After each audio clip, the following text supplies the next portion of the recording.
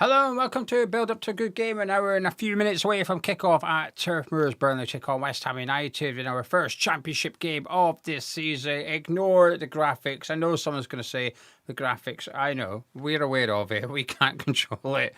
There's nothing we can do except laugh at it, okay? But the teams are right. No, they're not. They've got Edson Alvarez in there. The teams are wrong. Ignore the teams. And they're not even on the pitch. Aside from that...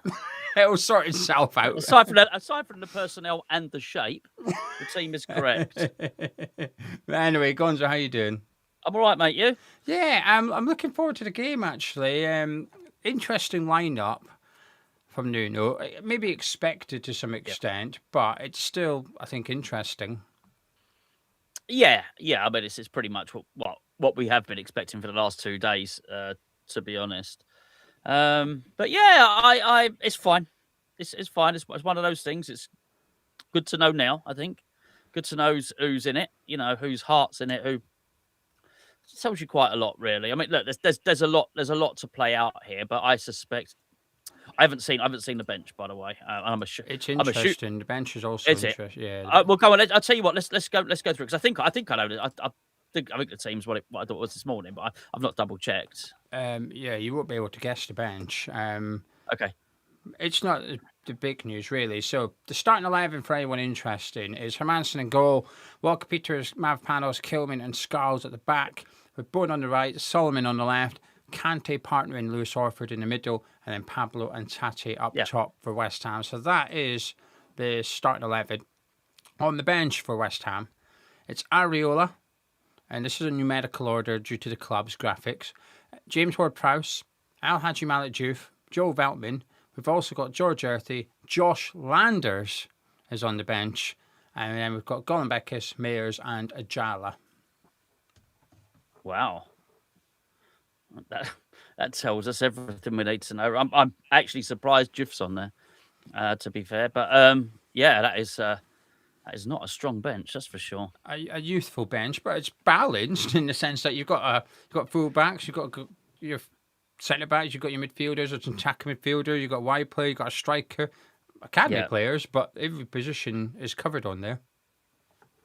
Yeah, I mean, what is clear, and listen, we can't, we don't want to spend too much time on this. We've got a game, but it's clear as hell. Magassa, Alvarez, obviously Todibo, full group. We've still got players to go. A corner, Wan-Bissaka.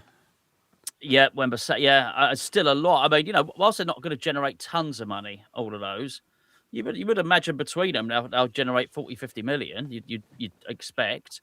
Yeah, I mean it's interesting. You know what? Fair play to everybody that is. This is what I'm saying.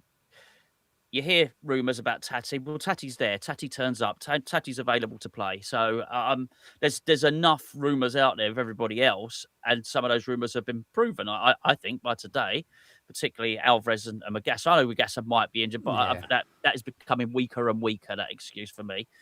Players in the team. Well done. Dinos, well done. Kilman, Tati, anyone that's playing today, well done. Yeah, and James Ward-Prowse. I thought he's not starting. He's made himself available, been very professional. He's arguably he's got more reason to become unprofessional in the sense that last week he plays all pre-season, go to play Portsmouth, he's on the bench, Kante and Orford ahead of him. You go, oh right, okay, and then it's the same again today. Centre midfield, he's going to go with Orford and Kante over James Ward-Prowse. So I wouldn't be surprised if he was thinking, bloody hell, what's going on here? But this is what I keep saying. I know we need to get players in. We absolutely do know who need to get players in. The club need to get players out because the players that we've listed it seem like they don't want to be here. Wan-Bissaka, Todibo, Fulkrug, players that we don't want like Cornet. It's over £250,000 a week we're paying these players comfortably. It's a lot of wages we're paying at the minute to be at West Ham. A month's gone by since the transfer window opened. We've spent over £1 million in wages for players we do not want at this football club, and we will continue doing so until they depart. And this is why, with every passing week, I think just get rid of Todibo. Even a handful of million, get him out, because the longer you wait, there's only 2 and a bit weeks left to transfer window. You do not want any of those players here when that window closes because you've got to pay them, and Nuno ain't going to play them, or they're not going to play for West Ham, and it becomes a real problem. And disruptive. They'll be disruptive. Yeah, you cannot have them in the squad. So it's important. Bringing players in is important, but the real hard work is in getting players out just as much as it is getting players in. The starting 11 today, Gonzo, I quite like parts of it. I like the defence. Scar's overdue. I get it. I totally get it. Yep. He was never not going to play Pablo, Tati, Bowen. Pleased to see Solomon in. The centre midfield, though, this feels like hand forced, but also a gamble at the same time. A bit, yeah. Listen. You said, this morning that about having Ward-Prowse in there, which I understand in our patron breakfast show. I don't mind this. I'm excited to see this midfield. Actually, I am excited to see it. I think with things like this, you can. Actually, I don't think it's sink or swim. I think you can still have an average game. There's somewhere in the middle, right? You can still go out there and be a 5 out of 10. It's not either you're not either a 10 or a 1 out of 10. I'm excited by it. I am excited. I think it would have done them both the world of good last week. I think you would probably, hopefully, see Kilman stepping out and helping them out where need be. I think we'll see Pablo coming back and helping them out where need be, and I think we'll see Bowen tucking in and helping them out as well. I think the whole team's going to help these boys out today. I'm absolutely. It's not ideal, but in my own mind, a line has been crossed with some players today. That it really has, and I am so behind the players that want to play for this club now. I've got no time for that. I've got just those ones. And listen, I'd like to pick it apart in a tomorrow and whatnot. I'm gonna have a closer look at them. But yeah, fully behind them. And is it a bit of a risk? Yeah, it is. But there's not a lot else he could do aside from play Ward-Prowse. But they can both say, both Lewis and Mohamedou Kante can both say, we deserve to play ahead of James Ward-Prowse because we both played well against Portsmouth in our last game and we won. So I know he's got the experience, but there is experience in that team. The two centre-backs are experienced. Walker Peters experienced. Bowen's there. Tati's 27, something like that. I think Solomon's 27. Yeah, I still think we've got more experience than youth in the team. Yeah, I actually don't mind Orford and Kante playing. I think had the Edson Alvarez thing, what I will say, right, I want clarity. I want to. Flynn Downs on a proper scrap here. Southampton, Watford. Flynn Downs is getting stuck right in, and there's a Southampton player just throwing water over everyone to try and wind them all up. Brilliant. Oh, right. Anyway, sorry. Does he not know it's a hose pipe, Ben? Well, that's why he's using a bottle of water, not the hose pipe.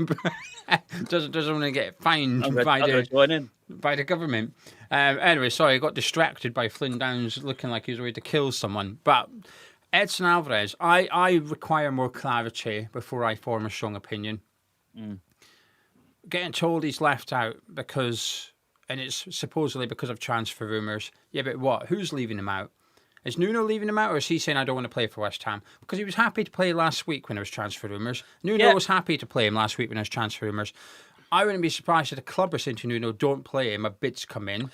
Yeah. Or is he just injured? He went off last week. Injured, limped off last week. Is he just injured? Is that why he's not around? Nuno's showing that I'll play players, even if they maybe got one eye on extra. Panos, Tati, Juve came on last week. Alvarez, he's showing, even players that may not be here, I'll play them. Unless Nuno's confident and has had reassurance from Panos and Tati staying, and therefore he knows far more than you and I do, and that's why he's continuing to play them. So I'm going to require more clarity over the Edson Alvarez stuff before, ironically, I go in two-footed on him, because up until now, literally up until today, I think he's done very well. He's come back from the World Cup, trained. There was a PR campaign going on, positive Alvarez, just before the Portsmouth game. He's getting on really well with Nuno. He's happy to stay.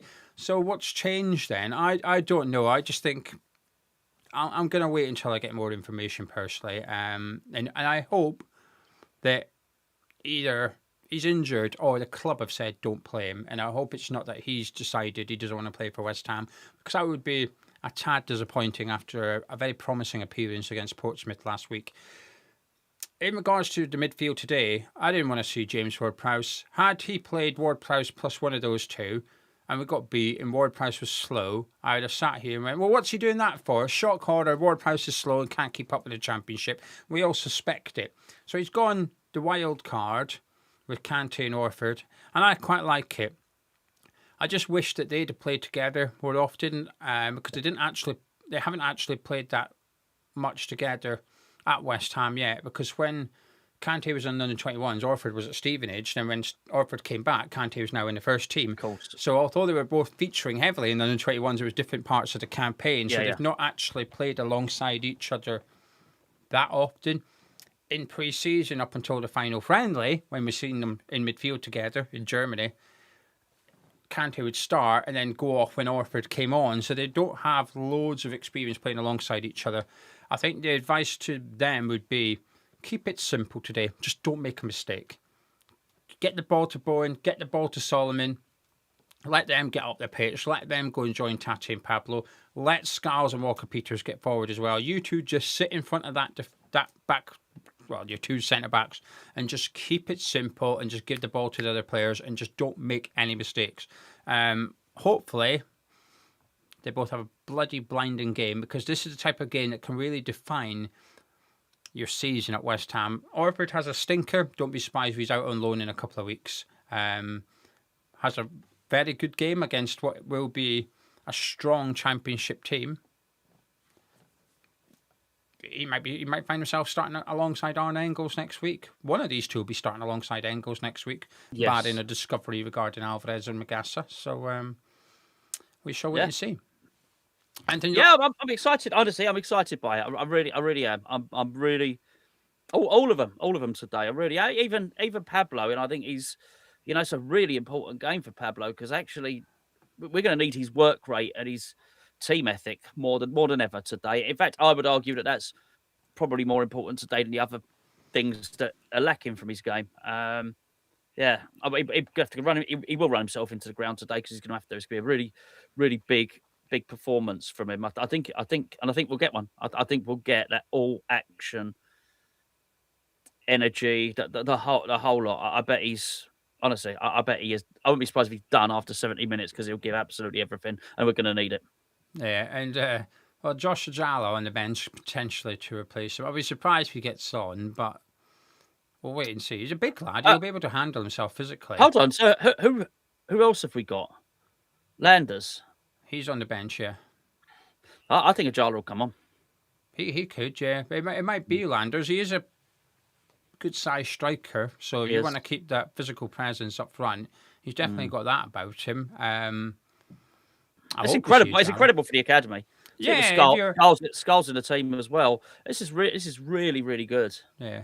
I mean, you look at, like you said, you've got Scarles on the bench, in the starting 11, alongside Orford.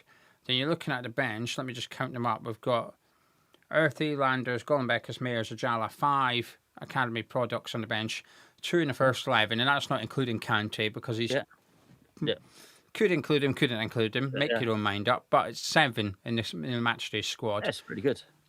Right then, would you like to know the Burnley starting 11? Yeah, go on. We've got Weiss in goal for the Klavets this afternoon, and it looks like a back 3 for Burnley again under whatever his face is. I can't remember his name now.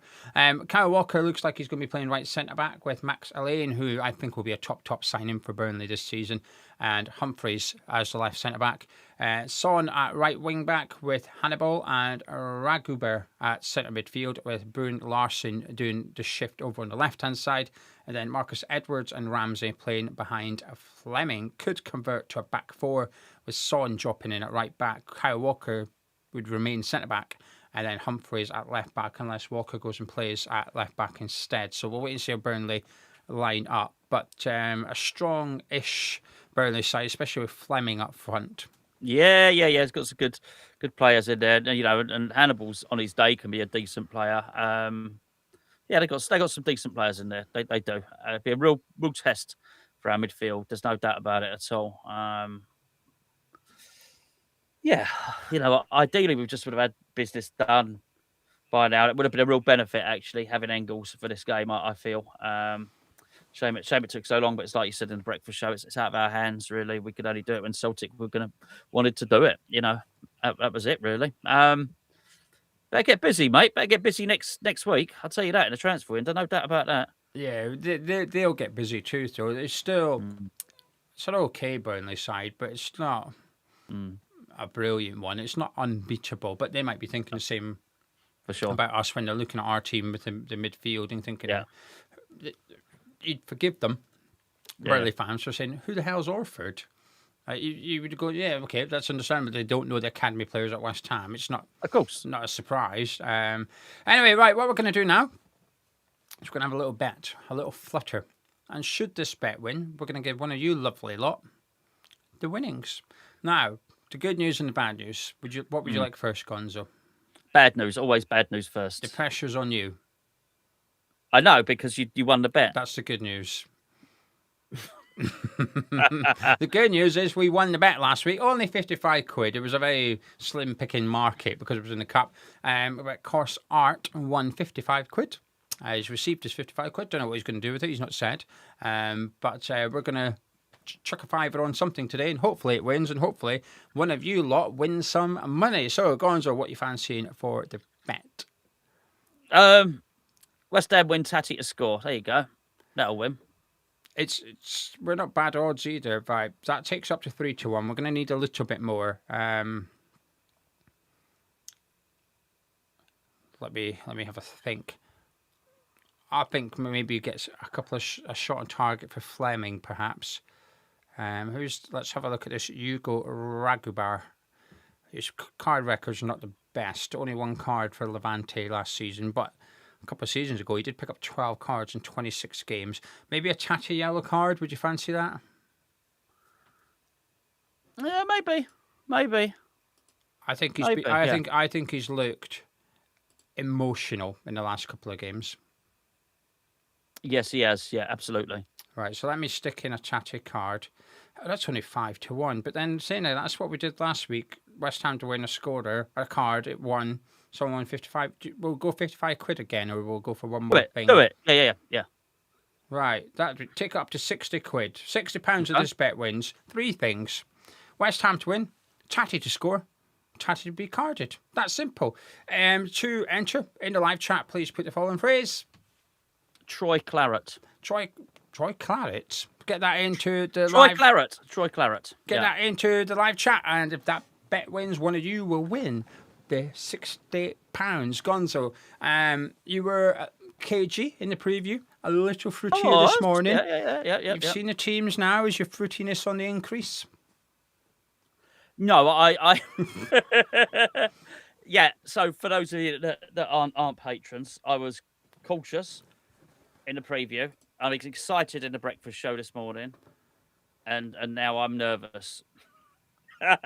What's making you nervous? I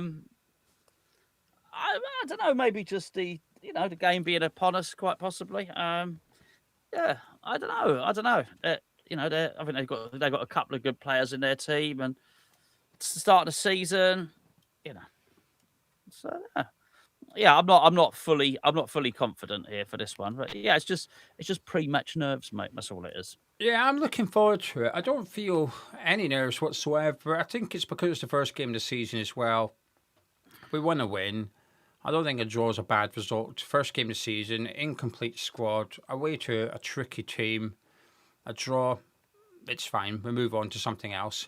A win would be fantastic. A defeat, it depends on the manner of the defeat. It would be incredibly disappointing. But listen, I'm currently watching Watford beat Southampton at the minute, and I would argue that Watford is, don't want to use the word lesser opponent, but I would suggest that at the minute. Middlesbrough grabbing it late against Lincoln, Wolves, last minute goal to draw against Blackburn.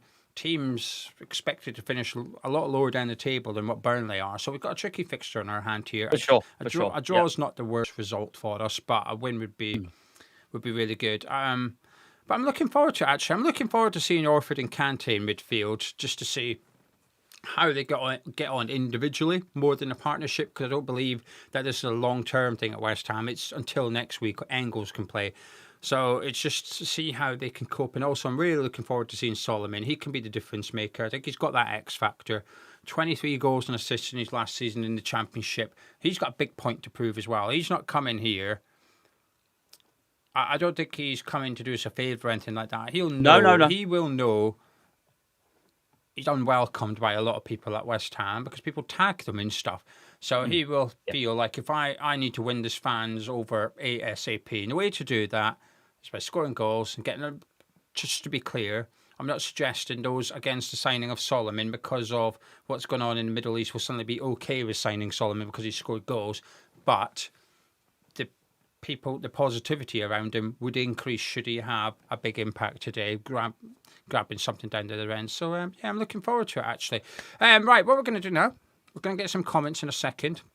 I am just a way to compile, very quickly, a poll in chat because I'm intrigued to see the confidence of you subscribers. Oh, I think it's high. I think it's high as well, so that's why I'm going to do it. High. Right, so the poll is now live in the live chat. Just pick what you think will happen, whether you think Burnley will win, West Ham will win, or there will be a draw. Please do. Just pick it. And before we start getting your comments up, just want to say a massive thank you to the support of you four people. I think there's 4 of you. There is 4 of you, 3 of you, 4 of you. I don't know when. No, 4. Yeah, Chris, thank you very much. Saying, lads, hoping for intent, ambition, and a collective focus. So happy I love that back picture. on the pitch. Love that picture. Yeah, Chris. I do as well. Yeah, very relaxed. Chris, thank you very, very much. Very, very kind of you. Very generous of you as well. Thank you to people like Chris. There's no adverts on this video. During the stream, there's absolutely 0 adverts once you're into the video because of people like Chris and Gary, who said, who from the club has told Chris to push the narrative that Alvarez wants out? He was injured last week. Why are you doing this? Has he been forced out? Who's Chris? I think he means you. Push the narrative that Alvarez wants out. I wasn't pushing the narrative. He did post this 14 minutes ago when we were discussing Alvarez, and you were just suggesting that you're unhappy that players don't want to be at West I did the Ham. target. I Wan-Bissaka, Todibo, if they've decided who from the club? Well, the thing is, right, Gary, this is the issue. I said this in my video today. This is the issue with vague rumours.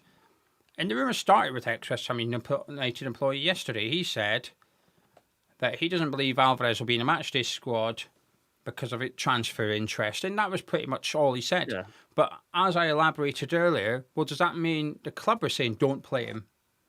Or does that mean Alvarez is saying don't play him? We don't know. And I think sometimes missing what I consider to be quite important facts like that is it's dangerous because people are going to fill in the blanks. People are just going to assume it means that Alvarez doesn't want to play for us and he wants to leave. And that may be the case. But I think if you know that, say that. But leaving it vague means that people are going to have to, naturally will, just put 2 and 2 together. Yeah, but that's not. He's created up a rumour himself then. Who from the club's told me to push a narrative that Alvarez wants out? It's bollocks. Anyway, shall we move on? Yeah. Thank you very much, Sean, for your support as well. Very, very kind of you. And lastly, to Brian Flowers. Hello, Brian. Who no longer has Cole Palmer as his picture. He's got himself as his picture, saying to a good season. Welcome back, boys. 3-1. Don't be a tube and sign up for Patreon. He means don't be a tube. Sign up to Patreon, not don't be a tube and sign up. Yeah, if you sign up for Patreon, you're a tube. Yeah. Best West Ham channel available. Cheers, Scotsman and Pinball Wizard. Thank you. Thanks, Brian. Thank you very much. Very, very kind of you. Cool driving there. Yeah, he. Do you know what? We had a bit of a. I was speaking to one of my friends, and do you know how we were looking at the people that look like people you can hire? I remember we did that episode. We were looking at the Cole Palmer and Alan Pardew. Yeah. And we were wondering maybe we should hire one for the event. Get like the Alan Pardew lookalike just to wander around the room speaking to everyone. Yeah. But to get the worst one. Yeah. Just get like a really bad lookalike that's West Ham related, just wander around the room speaking to people. Just so people are like, who are you? And they've got to go, oh, I'm Alan Pardew. And they're like, what? You don't look like Alan Pardew. And also, people will be like, why have they hired a fake Alan Pardew? just for fun, just to make it funny. So it just reminded me because of Brian used to have that there. Anyway, Walsh is saying, what's Burnley's team looking like compared to last season? I'm guilty of looking in too much as opposed to looking out to other teams' situation. I do that. I do that too. Well, they've got a new keeper. Dubravka went to Man United. Kyle Walker was there. Alain wasn't, but he's on loan from Man City, top defender. Humphreys played at the end of the season. Larson was there. Hannibal was there. Fleming was there. Marcus Edwards was there. Six signings. 6 new signings. Ramsey was at Leicester. Son was, don't know where. Ragu, whatever his name is new. So, yeah, they've got a few new signings in there, but the majority were there. But again, it's a bit like us. Orford and Kante were at West Ham last season, but they weren't starting. But that's the same with Humphreys, started at the end of the season. He's a youngster. Hannibal was not really in and out the team. Edwards was even less in the team than Hannibal was. Larson was injured for a large period of time as well, so it's quite a difficult one. Edwards, I've always liked him as a player. Edwards, always have done. So it's just whether he's a little bit lightweight for this division. If he's not, he could be a very effective player for them this season. Yeah, why did I think he went Man U? Who went Man U? They signed a new keeper. Oh, the Leeds one. The Leeds keeper. Who was a keeper for Leeds last season? He went to Man U. I don't know. Darlow. And then Gary Darlow. Oh, anyway, bloody hell, that was stressful. Anyway, they've gone and signed James Trafford, so it's not a bad signing. Who signed James Trafford? Leeds United. Have they? Wow. Yeah, 40-something million pound. I've not. I honestly, I'm over it now. Premier League. I don't know what's going on at all. Well, it's coming back on a Friday night. Lewis is saying at the end of the season, we would have snapped someone's hands off to get this team for the Championship. It has its deficiencies, but it's very strong. I agree with that. I do agree with that. KG saying a strong start for the Hammers would be good for everyone. Settle us in for a long, hard speed. The thing with what Lewis is saying, this is why I think I've been really calm over the summer, because Sullivan's resigned. And I've said it a couple of times. At the end of the season, you told me, look, Sullivan's going to resign. Amanda Staveley's going to bid for his shares, but the squad won't quite be ready for the start of the season. I was like, I don't care. I'm having that. Thank you very much. Yeah, get him gone kind of thing. I would have taken it. So I feel like I'm happy with where we are, but it's not so much because I believe the squad's ready. It's because Sullivan's resigned and is getting closer and closer to leaving West Ham. Tom saying, would your preference for Charlton be a 4-2-3-1, which drops Pablo for Engels, or a 4-4-2, which drops Lewis Orford? Yeah, the second one, Tom. The second one. I think you've got to... I want to see today first. Yeah, that's true. But, yes, I think... I don't know, I quite like 4-2-3-1, but we don't have a number 10. That's the problem. I don't think Orford, Kante, or Engels is a number 10, so that's why I wouldn't want to see him in behind Tati. That would be... I wouldn't mind seeing Tati in behind Troy Parrott, though. Anyway, right, let's move on. Brad is saying, I have given up years of watching West Ham to get Sullivan gone. He's a cancer at West Ham. Oh, he would have given up. Avid saying, really want to see an early goal from us, just calm everyone down. Totally. Get that first one out of the way. It was a bit like that when we played Burnley away last season. It was quite a big game, and we went up there. Tatty got that header off Juve's cross, and it was just like... Great header. Yeah, and so it just relaxes. I think we scored quite... Did we not score twice quickly against Burnley away last season? I want to say Somerville scored. Remember the header. You remember that header. Fantastic. Good technique on the old headers, Tatty. David saying, I expect Burnley to charge into our midfield. They will want to disrupt niggle, foul, swear, and any other misdemeanours. Yeah, all the other misdemeanours. Yeah, I'll squirt him. The good thing is they're not like a stable Championship team. If you were playing one of them, then you would see the dark arts of football. But you might have a little bit of the Premier League soft touch about them. If we're going to have that, there's an argument that maybe... All I would say is I thought Lewis Orford got stuck right in straight away last week. So, they may well find that they're not too successful with that on him. That's why I'm worried about Chachi, because I think if you do that to Chachi, I think he'll give it back to you off the ball. Yeah. Slim saying, I think Burnley's squad sounds a little bit stronger. He's found today. some snow. Ionix is saying, where can we get the Hammers Chat FPL code? You can't. Gonzo deleted the app. No. You delete the Premier League app. No, if you want us to still say pay, if you want the official Premier League fantasy football, is that what you're talking about? Yeah. Yeah, no, I've not deleted that. I deleted the club app. Have you reactivated the Fantasy League? I can do. I will. If people want it, of course I will. I've not even done my team. I'm detached. No, I've not. But yeah, I will just.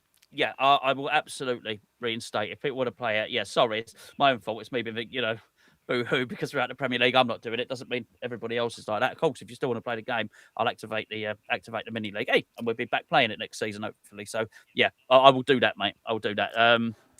We'll put it up in a video. I'll say it in a couple of videos, and I'll put it in a few descriptions this week. All right.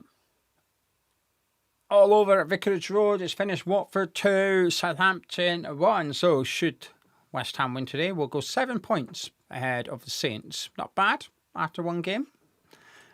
Mark is saying we need to be bolshy from the first minute to last, as this league needs more than skill to succeed.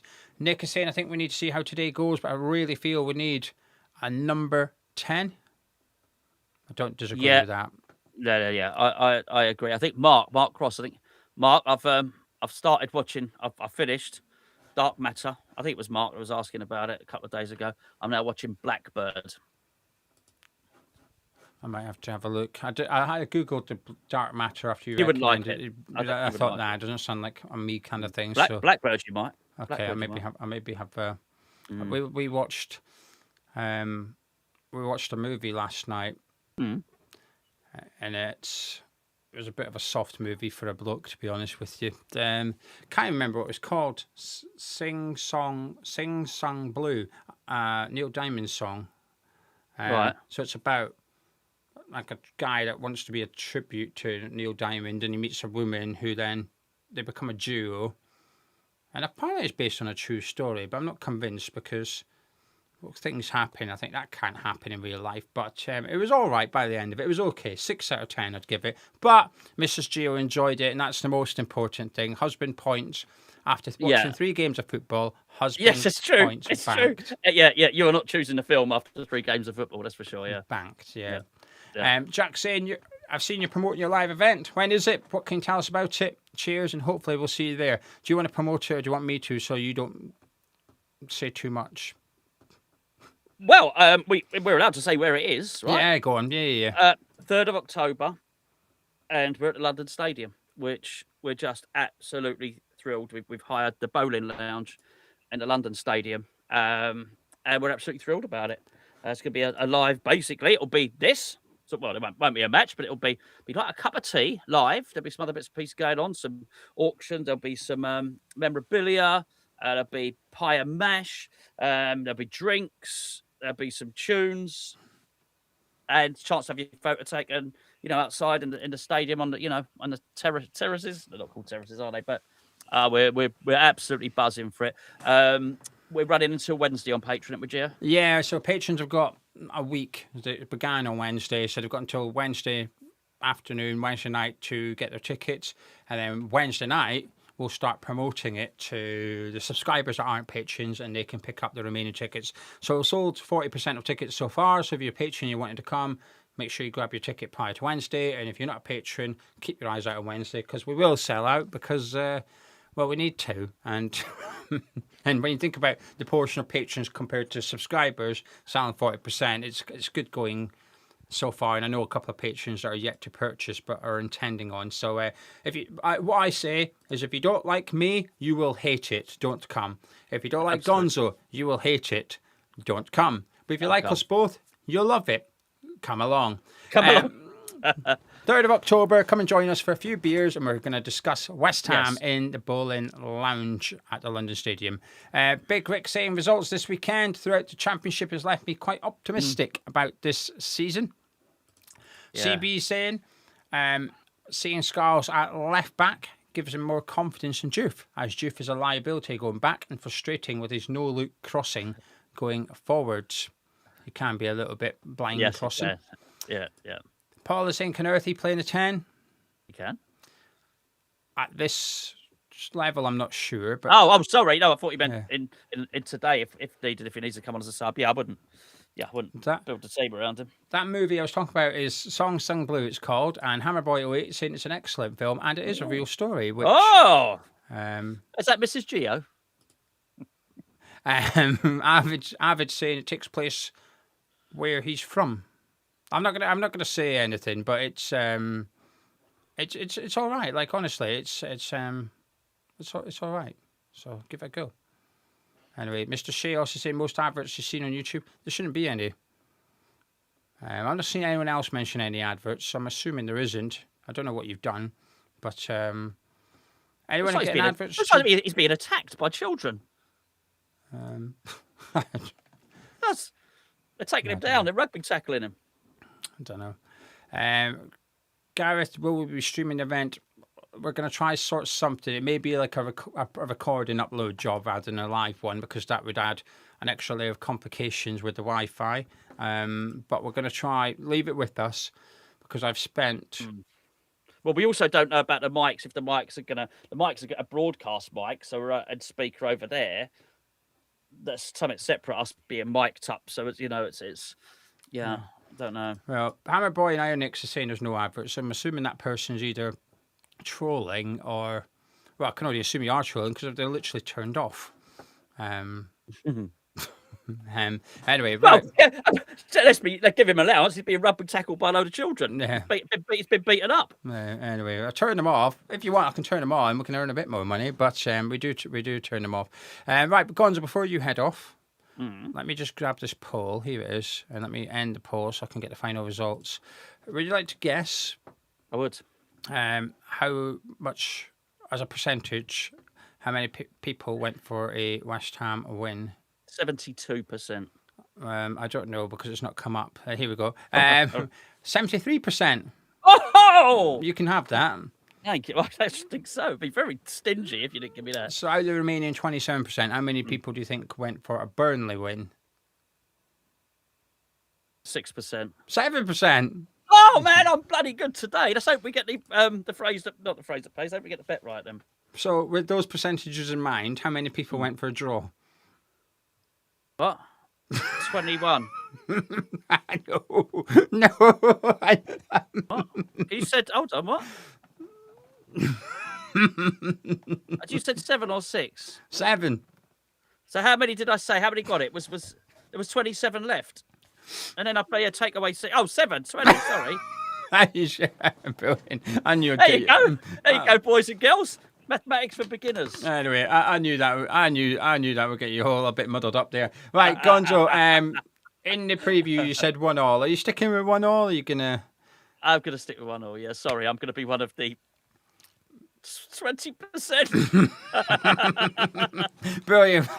Well, thank you very much. Gonzo will be back after full time with his review over on the forum channel, which you can subscribe to. The link is in the description below, so make sure you have subscribed to both channels. Gonzo, enjoy the game, and I'll catch up with you personally tomorrow on the Player Rating Show. Have a good show, mate.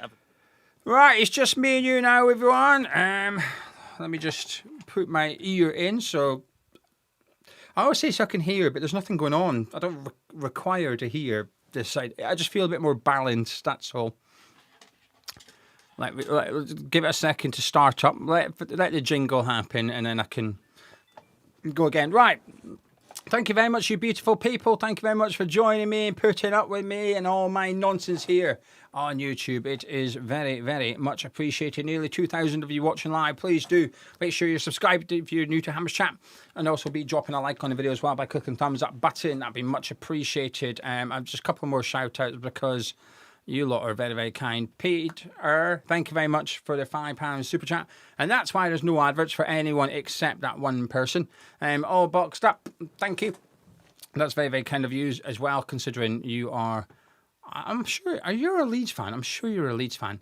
Ionix, thank you very much for the £5 super chat. It's very kind. And also to Lee, saying how our fellow Hammer Chat chatizens watching all the West Ham games this season. VPN legal subscriptions. Well... I have put a link in the description below.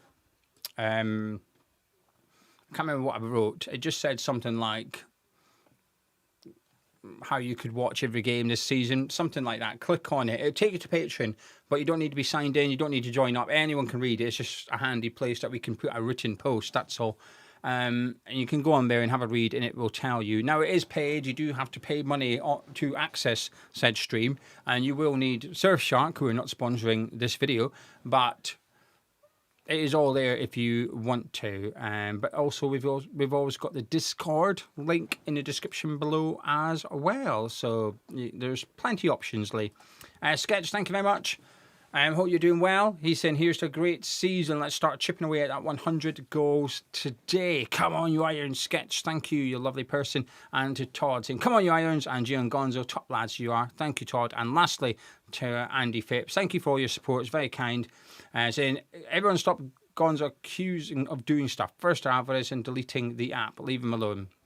To be fair, I accused him of deleting the app. I thought he had. I'll do a video about Joe Peru later, Kev. I've seen the rumours, obviously, quite predictable. But I'll do a video later tonight or first thing in the morning. Maybe it depends on how we get on and how sulky I am. Grouch is saying, I still feel a draw coming. All the predicted top four sides had a rough welcome back to reality weekend. They did. So fingers crossed. Paul is saying, just heard that Alvarez is out due to active negotiations to ensure he isn't injured. Nuno wants him to stay and he's willing to if he doesn't get a move. See, that's, I don't know where you got that from, but that's the context we require, if that is true, because that completely changes how many people will look at Alvarez. If he's willing to stay, but West Ham are saying, do not play him because we might be selling him, it completely changes everything as far as I'm concerned. Let me just make me more central. Hammerboy 08 is saying, today's game is big, but I'm worried about how bad it may make our squad transfer window look. Feels like we need a lot of things to happen in a short time now. Multiple players in. Simmons is saying there's a handful of young, pacey South Americans who could come in for less than what we'll pay on Peru, but we'll have nobody at the club to identify them. It's, if I do have one criticism of the window thus far, there's not much creativity or imagination when it comes to the players that we are bringing in. Whenever we bring in like a director of football or someone just to head up the recruitment side of things, I always hope we're going to bring in players that I've never heard. Basically, my rule is if I've heard of them, you ain't doing scouting, right? That's my rule of thumb. Not true, of course, but you get what I mean, right? Going after Troy Parrott does not require scouting. Going after Solomon, Veltman, Adingra, Isidore is not to say they're bad players. I'm not saying they're bad players. I am saying there's no... I'm yet to see a USP for Nils Koppen, if you like, which is he's got this black book of unknown players. Now, if we go and bring in that Norwegian guy, I'll say, yeah, fair enough. That's that type of transfer. So I was hoping for one or two of those unknown players coming in, but... not yet. Goal saying, do we think Tati stays? I'll tell you something. For some reason, as the window goes on, I should be getting more and more confident he's going to stay. But for some reason, I'm getting more and more concerned he's going to leave. But with Mavropanos, I'm getting more and more confident he will stay because there's less time at the window. And I think it's just because I expect a Premier League club to panic a big bid for Tati. And this has been my concern, which is we get to the second half of August, which is what we're in now, and Premier League clubs will start thinking, okay, we can't get him, let's go. A bit like what we're maybe doing with Joe Peru. We've tried for Isidore, we've tried for Parrott, can't get them, let's go get Peru. I think Tati will be some Premier League clubs, Joe Peru. And if he scores again today, Tati, a brace last week, if he scores again, Premier League clubs will start looking in his direction if they require a striker and they've got over 20 million to spend on him. I just hope we have a set of bollocks about us. I quite like our stance regarding Juve, apparently, which is he's 50 million. I like that stance, which is basically we don't really want to sell him, but every player has his price, so here's our ridiculous valuation. If you're going to pay a stupid price, we'll sell him to you. And I hope we have that approach with Tati. So if a club comes in, we say 45 million, and obviously said buying club will go, what, he's not worth that? And our response would be, we know. You are paying for inconvenience as well as the player. So I'm hoping, I'd feel more comfortable that we could do that should someone put money into the club. Because that hasn't happened yet, and that's the concern. Richard, isn't there a striker out of contract? Yeah. He was playing in France last season. Diang, is that his name? He's going to be available at the end of the transfer window, though. Brad saying virtually everyone we brought in recently, Analytics United have done pieces on. I want the director of football to find hidden gems. I still blame them for Pablo. They wanted Pablo. I still blame them. Jack, if you're watching, Carl, if you're watching, I blame you. If Charlie's watching, I do not blame Charlie. He's excluded. John saying Peru, no any danger of signing someone with pace for a change. Need to bring in a few decent midfielders as well. Make West Ham great again, saying that centre midfield is brave. Sean saying, I feel like we've been crying out for a striker like Paddock for years, pacey and a goal scorer. Richard saying Pablo seems to be useful because he's a decoy striker. He runs around a lot and creates space for Tati, etc. Mike's saying, I think Tati leaving is his body language, just doesn't seem happy. Avid is agreeing, but he thinks the same about Disasi. The longer it goes on, he doesn't go anywhere, and more confident I am getting. Agree, because I've actually got a little bit of optimism that we could sign him, whereas at the start of the window, I just laughed at it when we were linked to him. I thought there's absolutely no chance what we're doing. Still a little bit concerned that we're waiting, and if we don't get Disasi, what is plan B? It might be Dylan Lawler, but Cardiff would surely then say, well, you're paying more than you would have done a month ago because of said inconvenience you're going to inflict. Chatwin saying, Orphan and Kante, I love what Nuno has done. David Shearer saying, it's my fault we signed Hermanson. In my defence, my number one choice was Kelleher. So had they listened correctly, we would have been all right. They just switched to Hermanson because Kelleher moved really early in the window, didn't he?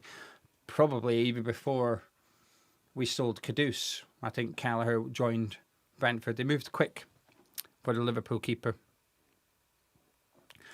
Thomas is saying he rates Pablo. You will all be proven wrong. I hope so, by the way. I absolutely hope so. Whenever I don't rate a player, I want to be wrong. Whenever I rate a player, I want to be right. Not because I like to be proven correct, that's just a Brucey bonus, but because it means that said player is doing well for West Ham. So I'm hoping, Thomas, that we are proven wrong. And to be honest with you, I think West Ham need that to happen as well with that happening. Sketch Ostubo, I don't know how to say his name, Ostbo or Job. I've never heard of either of them, Sketch. I know some, listen, I apologise, right? But I've never been one to sit here and pretend I've heard of players that we're linked to. It's not my bag. I've heard channels do it before, and I can tell they're just making stuff up. I can listen to it and think, you've never seen him play, have you? It's just easier just to say that. No one really cares. I've discovered over the years when you're discussing players, if you sit here and go, I've never heard of him, no one goes, what? Yeah, you have. Tell me about him. Well, people just go, okay, all right.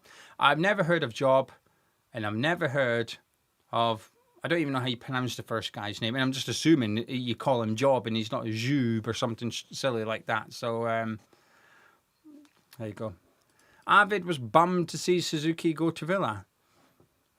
That feels like a bit of a unnecessary punishment.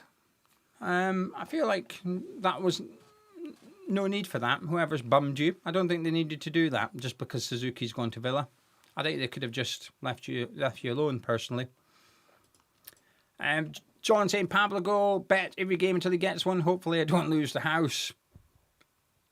His odds wouldn't be worth it. That's the problem. Do you know if you were backing a centre-back and he's like 25-1 to score a goal, it's okay. But bear in mind, he's a striker in the Championship. His odds will be like 2-1 or something. It would, when he does finally score, and he will, and it's going to be hopefully fun. I hope it's an important goal as well. I hope he doesn't score in like a 2-1 defeat and it's like a consolation goal. I hope it's an important goal he scores.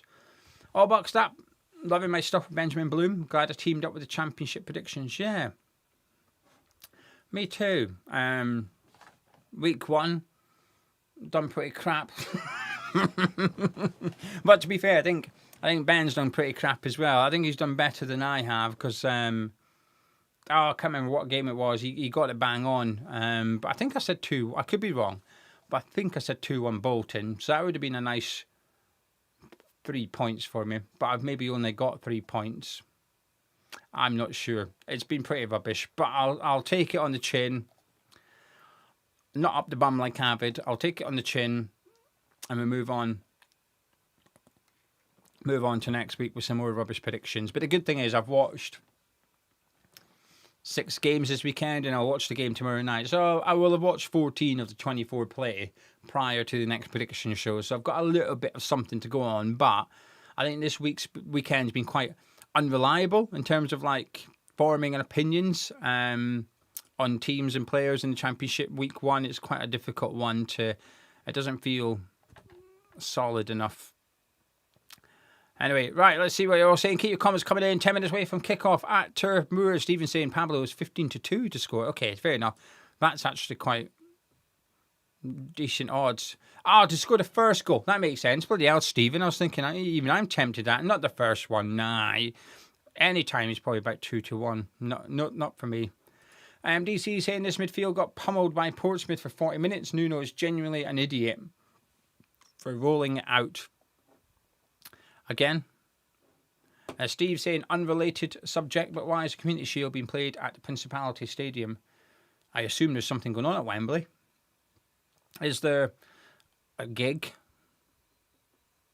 I assume there's a gig at Wembley, which seems a bit silly for them to book a gig whilst they know that the Community Shield's going to be there. That's the only thing I can assume, Steve. It's unavailable. That's VK, thank you very much. Saying Pablo breaks his cherry, 4 goals, and he will be a goal slut. Avid's a slut as well, by the sounds of it. And no one scored. Suzuki's joined Villa, that's all. Ethan saying, any idea why Engels won't be on the bench? Yeah, he didn't. He wasn't in time. It's not so much registered with the EFL. It's international clearance and stuff. It's actually probably down to third parties, not West Ham, because we were doing everything we could. And to be fair, it sounds like Celtic were trying to get him through on time as well, hence Martin O'Neill's comments. But some things take time and it's out of the club's hands. But it is what it is. It's it would have been nice to have him on the bench. I doubt he would have started, but it would have been good to have him on the bench if possible. But it also opens up an opportunity for, I would argue, Josh Landers, because he was the one that wasn't on the bench last week with Alvarez out the team. All boxed up saying, keep expanding your brand. You're great for the game. Thank you. Very kind of you. Need to get my finger out on Tartan Geo. I've done, in the month of August on Tartan Geo, I've done one video. Literally just one. Shambles. Essex, thank you very much. Money for the biscuit fund, just back from the Pokemon Lego Day. Just seeing the team. Give it to Nuno, who's been brave to stick with the centre midfield pairing. 3-1 Orford. That would be big. Lee saying, feels like a big game for Kilman. Fleming will be what he lacked last year. Aggression and strength. He has to swim, not sink. I agree with Lee. I couldn't agree more, actually, regarding that. There's a gig at Wembley, apparently. Oh, it's the weekend that's playing. I didn't know they were that big. Kevin saying there won't be many Championship teams this weekend with a weaker centre midfield pairing than us. Hopefully, they can prove me wrong. Intox has put a fiver on Pablo to score. I'm seeing it everywhere. I was debating doing Mavropanos, to be honest with you. I'll tell you what, once we've got Engels and Bowen whipping the corners in, hopefully, hopefully. As WK saying, weekend feels normal again, watching Hammershat with a game build-up. We did the friendlies, admittedly not as serious and only 15 minutes for a kick-off. Richard, do you like that radioactive Iron Brew stuff? I love it. I don't have it much. It's a treat for me. I don't have it much. They did change the recipe a few years ago to make it worse. They lowered the sugar content, so of course it was worse. But yeah, I love Iron Brew. A few years ago, you cut me open, my blood would have been Iron Brew, I think. Maybe not that bad, but yeah, I like it, Richard. I do. Couldn't tell you last time I had it, though. To be fair, when I go back to Scotland, that's when I tend to have it, because there's a bakery up in Aberdeenshire. Hopefully Kyle's in the chat. He can back me up on this. There's a bakery called J.G. Ross, and it is just fantastic. It's the best bakery. I'm yet to find a bakery as good in the UK that's not £100 for a croissant, right? Not a posh bakery, just a standard working class bakery. The food is really, really nice. So when I went up to Scotland a couple of weeks ago, took Ella to J.J. Ross for lunch, and we had some lunch, and I had a can of Iron Brew then. Absolutely delicious. Darden's had a fiver on Fleming, first goal with West Ham winning 2-1. Ooh, what odds is that? 50 to 1, Darden, I'll guess. 50 to 1. What odds? That must be some tasty odds. Widow's gone for half-time, full-time Burnley, West Ham, similar to some extent, which is at 22 to 1. Quite big. Hasib saying not sure about our midfield, looks inexperienced, but hopefully they can do a job. Grouch is asking about Souček. I think he's like 5-6 weeks away, which would take us to the international break, really. So I suppose post-international break, maybe Souček will be running around for West Ham. So we've got a little while to go. Rancid watched Stoke versus Swansea. Good game. Hope we get a good game today. I did not watch it, but I'm aware of it. Michael Brown saying, have you truly come to terms with West Ham being Championship? Yeah, to be fair, I think I came to terms with it before we were relegated. Like, it didn't... The last game of the season, when we beat Leeds, it wasn't painful. I wasn't upset. I wasn't sad. I was all right. I was surprisingly okay. I wasn't even angry. I was just like, well, oh well. Move on to next season and we get a beer. So I think that's what it is. Andrew said it has 3.9 stars on Google. Is that good? I don't know. Probably not. I like it. No one will change my opinion. Macaroni pies, stovies, proper yum-yums, not those thin things you get in shops. Rubbish. Michael, have I spoke to Connor about Peru? No, but we're doing a show next week or the week after. We are doing a show, but it'll be for his channel. But I might ask him if he fancies doing a video about Joe Peru for this channel. If people are interested, I can certainly ask him and see what people like. Sarko saying, where is Wan-Bissaka? Don't know. I don't think he's arsed at all about playing for West Ham. The sooner he's gone, the better. Honestly, I can't wait to see him leaving Todibo. Can't wait for Todibo to go as well. Right, let me see what my... Mavropanos' goal bet is. Mavropanos has scored a header. Where are you? 16 to 1. That's not bad. Mavropanos to score at any time. 9 to 1. Oh, I'll go for the goal. I'll risk it. Watch him score just by kicking it now. 16 to 1. We'll have a bit of that.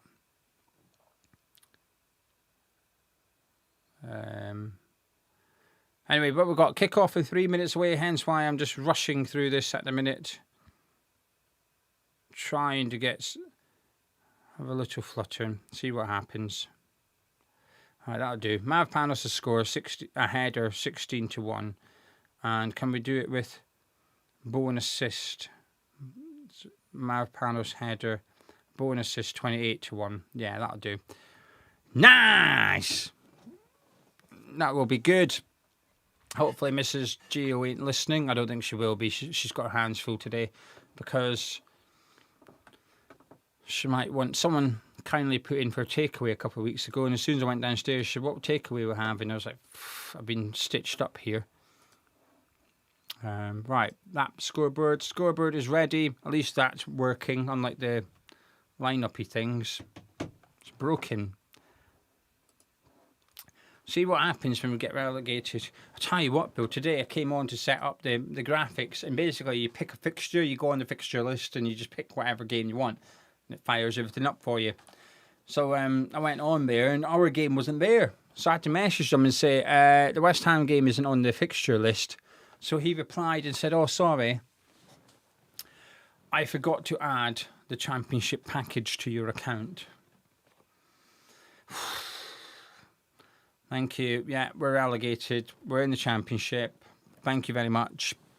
Anyway, it's set up now. Right then, what's your score predictions? Get them into the live chat. Kick off a couple of minutes away at Turf Moor. The teams are out. West Ham in their aqua blue. That's a nice coat. Strip today, our third kit. We're wearing that Bubbles-inspired kit today. Stephen saying 2-0 West Ham. Dean is saying 4-0 West Ham. James is 3-1. Clifford is saying 3-1, even without the possible new signings. John is 2-1 West Ham. There is confidence swirling around the live chat here. Steve's 3-1. Tate scoring. Shane's gone 0-0. Fulham is saying 3-2 to West Ham. Intox is 3-1. Irons is 4-0. Tony's 1-0. Fezza's 3-1. West Ham 3-1 is a very popular score at the minute. Cal's 3-0. Gary is 4-0. They're just reading out the teams at the minute on Sky Sports as more results come through. Mike is 3-0 West Ham. Tito is 2-0 West Ham. 2 up, 2 down is also going for 3-1. Giant is 2-0. So is Sean. Pierre says 3-0, but don't know who. David G saying 1-0, score early. Nuno's shuts up shop. Craven saying, isn't Fleming ex-Millwall? He is. Ex-Millwall, you are correct. Gavin's 2-1 West Ham. Ken is 2-0 West Ham. Ionix is 1-0. Massive Hammers is 4-1. A lot of confidence in the live chat. 3-1 says Mass Sketch is saying 3-1 West Ham. Avid's 3-1 West Ham. 3-1 West Ham. By far the most popular score prediction in the live chat at the minute. Fortunes Down Under is going for Desmond. Henry is 2-1 West Ham. Mick Green is saying 4-2. Super Harsh is 2-1, unsure whom 2. Leon's 2-1 West Ham. Confident. I like it. I'm going to stick with 1-0. I'm going to stick with my score prediction I did in preview. I think we're going to see a few 1-0s and 2-0s for West Ham this season.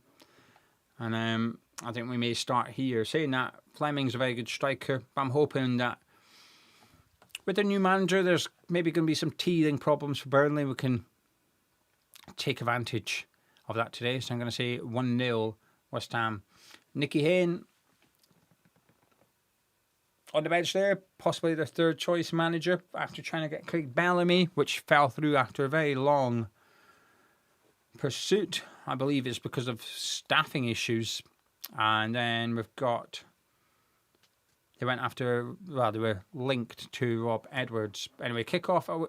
West Ham are going to get the game underway. I will be a few seconds, well, about 30 seconds delayed as I'm watching it on the iPad. Although I am getting closer to purchasing a TV. However, I still have no way of connecting Sky to the TV because I still have that. I've got Sky Glass, so I don't know what you would call it. I've got a dish, but if I plug it in, it's not going to work unless I change my subscription. Anyway, West Ham have got the game underway. Tati on the ball immediately, giving it to Pablo, prods it to Orford, and back to Mavpanos. As West Ham look to just impose themselves early on in this game with Jared Bourne down the right. Cross is blocked. And Burnley look to break with Hannibal quite early, going past Kante. Larson down this left-hand side. Burnley on the attack. Walker Peters is in position though, although Burnley now approach the box. Larson's cross. Fleming! Oh! a warning after 45 seconds. Bloody hell. West Ham had an attack. Bowen's cross got blocked. Burnley just ran down the left wing with it. Larson put in an average cross, and Fleming done well to get to it over the bar. Thank you to Clifford, very kind of you, for the £5 super chat. Saying, looking forward to a productive season and plenty of enjoyable watch-alongs. I'm hoping they can be enjoyable. Most of my watch-alongs we've been beat, so I'm hoping I can have some winning watch-alongs. I started doing them at a bad season. I'm kind of jealous of Charlie doing all the watch-alongs when we're playing European football, but hopefully I can be doing watch-alongs for a promotion campaign. Yeah. Anyway, the game's just quieting down here a little bit. Burnley just playing around at the back currently with Walker and Elaine. Just having a little look to see if it's a back three or back four for Burnley. And Walker looks quite central, which would maybe suggest a back three. But Humphreys is quite high, which would suggest a back four. But Kyle Walker is definitely quite narrow at present. Anyway, Humphreys is found. Hannibal's found Fleming out to Larson on the left-hand side, up against Walker-Peters again. He crosses it to Fleming, flicks it on, is chested down, cut back to Edwards. He's slipped, and Scars has got the challenge in and clears it down that left-hand side. But no one up front for West Ham, so Burnley reclaiming the ball just on the halfway line.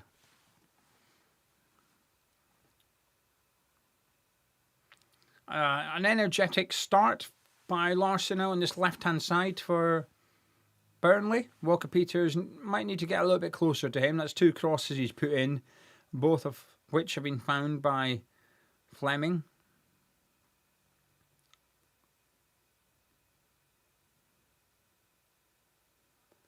Matt Panos just cleaving it there. It's gone straight to a Burnley player, and they come again. Here they go. This is a good opportunity. It's Ramsey, and it's wide of Hermansen's left-hand side post, and it's another goal kick to West Ham. Just over 3 minutes on the clock. Two efforts by Burnley. Half chances as well for the home side.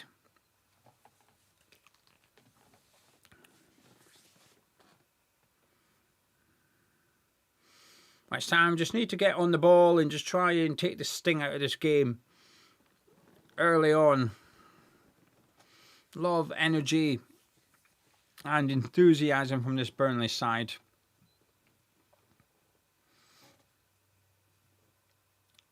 As Burnley take a throw in, Fleming, that's a lovely flick down, but Kante does well ish. Son on the ball. In comes the cross, and Walker-Peters has to put that one behind. Larson was behind him, and it's a corner kick to Burnley, the first corner of the afternoon on West Ham's right-hand side. As it's all one-way traffic, only 4 minutes on the clock, but it's all Burnley so far.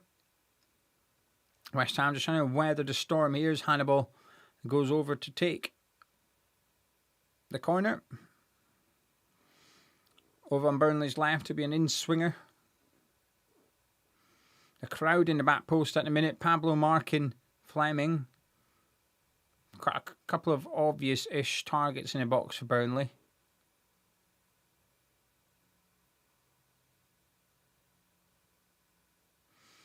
As Pablo and Fleming continue to argue.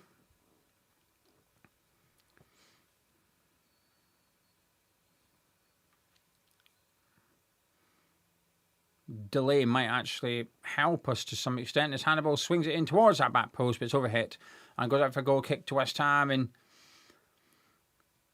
might just want to slow this game down here a little bit, try and just start passing the ball around.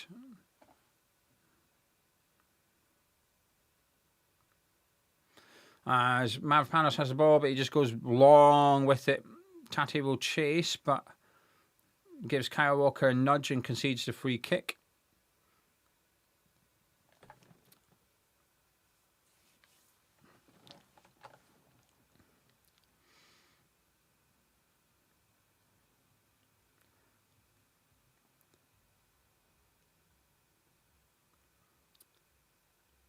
Elaine goes out to the right-hand side, looking for Son, overhit as Burnley concede the throw-in just on the halfway line on West Ham's left-hand side, which West Ham take quick enough and start going around their back line with the ball. Not a bad idea. Just try and calm things down a little bit and just slow things down.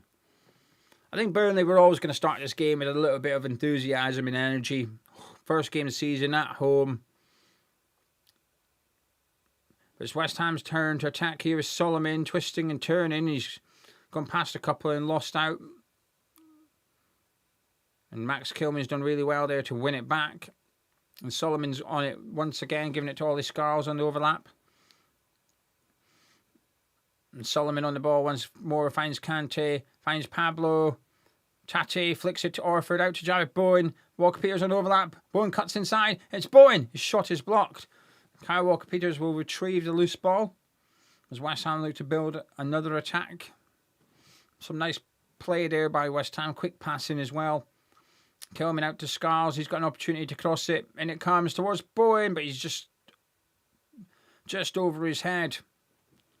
And Larson brings it under control for Burnley. West Ham sitting pressing high at the pitch here. Orford gambled, missed out. Fleming got the ball, gave it to Hannibal. Edwards was on the move. Scarles has had to do well there and does do well to read the play and just give it back to his goalkeeper.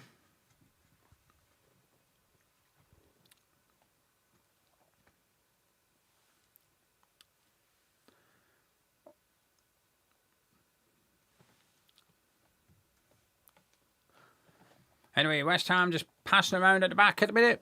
Thank you very much for joining me. I appreciate your company for the first league game of the campaign. We'll be live every single game for West Ham this season. If I'm not doing the watch-along, Gonzo will. And if Gonzo can't do the watch-along, Charlie will.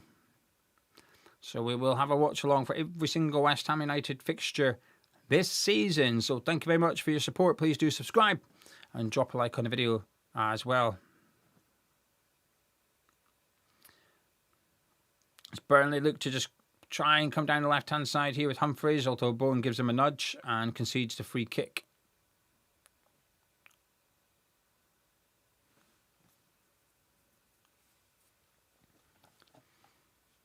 Anyway, Ramsey on the ball for Burnley currently. Gives it to Humphreys, who goes long, looking for Fleming. And just a little overhit, which goes through to Hermansen, who gives it straight to Max Kilman, who's got plenty of time and space in front of him just to travel forward with it a little bit.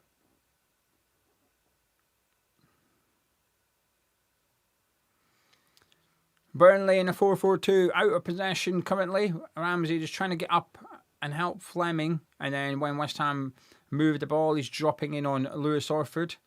Solomon with some nice feet there. Really good play. And Tate, Pablo, good play. Spraying out to Jaiborn on the right-hand side. He's got lots of room here.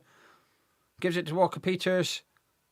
Gives it to Orford. He swings across in. It's overhit, but Scarles picks it up on the far side. He puts the ball back in the box. Tate brings it down. It's falls to Pablo. It's deflected, and it's a corner kick to West Ham United. Solomon's got nice quick feet. Got some moves that John Travolta would be proud of so far in this game. Moves the ball quite fast as well. And that was a really nice pass from Solomon into Pablo just to really initiate that bit of play there. I like it. Corner kick, Jared Bowen. Where's Mavropanos? Get me my money. And it comes from Jared Bowen. It's Kilman! It's 1-0! Yes! Yes! Max Kilman has made it 1-0 to West Ham, and that's not going to be the last time we see a set-piece goal for the Hammers this season. Jared Bowen's corners were really good at the end of last season. Mavropanos was getting on the end of plenty of them, but it's Max Kilman that gets on the end of this one. And it's Burnley 0, West Ham United 1. And I've backed the wrong centre-back to score a goal. Ugh. Great ball in by Bowen. Just put it in that area. The keeper comes for it and he's getting nowhere near it. It's terrible goalkeeping. He starts moving and gets caught right under it. And Max Kilman's there at the back post. They've got Ramsey marking him, which is a really stupid decision on Burnley's part. No defender marking the back post. Kyle Walker stood on the back post for some reason, and they've just allowed Ramsey to be the one trying to mark Max Kilman. An absolute mismatch. That would be the equivalent of us putting Tati on Fleming, and Kilman just, I mean, he's got hold of Kilman's shirt. He's all over Max Kilman, but he's far too big and strong. He just shrugs him off, and just great header at the back post into the ground. 1-0 West Ham. Come on. Great start. Anyway, stupid defending that. Maybe I'm being a bit harsh on Burnley, but I think that's absolutely ridiculous defending from a set piece. Putting Ramsey on Kilman.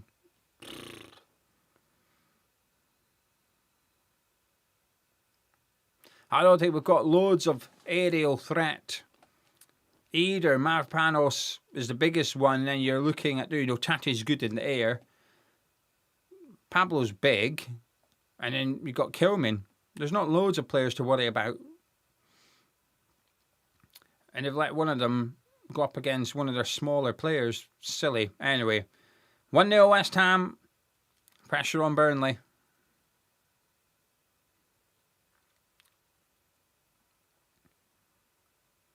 And Kante pops out to Ollie Scarles. Hopefully we see a bit of confidence being injected into this West Ham side now. Pitch might open up for us on counter-attacks as well, as Bowen is a bit unlucky. Difficult long ball from Lewis Orford. Not a bad ball though. He's just unlucky just to not quite get it under control. The cameras are on Ramsey at the minute. Yeah, so they should be. To be fair, I don't think it's his fault really. He's doing everything he can to prevent Kilman making his run. He's just too big. And Bowen's done half well, half bad there as it falls to Larson up against Mavropanos. He's going to square it. It cuts it back. It's Ramsey! And it's just wide. Just right wide. Another warning sign for West Ham at the minute. Bowen sort of does well, but gets a little bit unlucky as the ball goes to Ramsey, who found Larson. Who tried to find Edwards, who flicked it back to Ramsey on his left foot, put it wide of the ball. Goal kick to West Ham.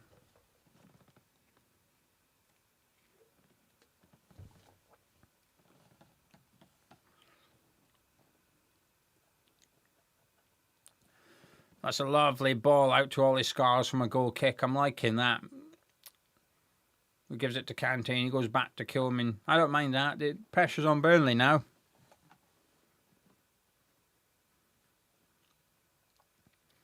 Would like to see us try and go for that second goal. Steve Orford is number 61, yes. Alexander, I do a post-match review. Yes, it'll be live 5 minutes after full time as well on this channel. Kilman and Mavropanos continue to play it between themselves. He goes out to Bowen. Had to play it first time as it was heading out, but couldn't find a teammate. But okay, passing between Walker-Peters, Orford, and pressure from Pablo. Keeps it West Ham. Bowen, Pablo, Walker-Peters. This is nice play by the Hammers. Orford there in support as Pablo has it. It's not a good cross though, and it goes through Tati and Bowen. Well, Tati haven't given him a row, and Bowen just telling him to calm down a little bit.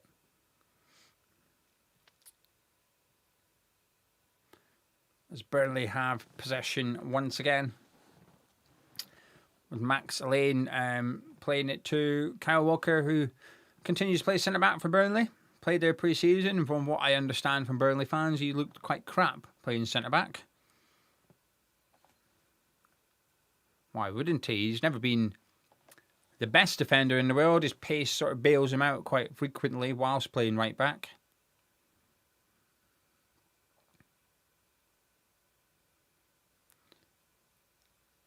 Walker under severe pressure, and Solomon and Tati doubled up on him, and the referee's given a free kick after Solomon nicked the ball off him and got fouled.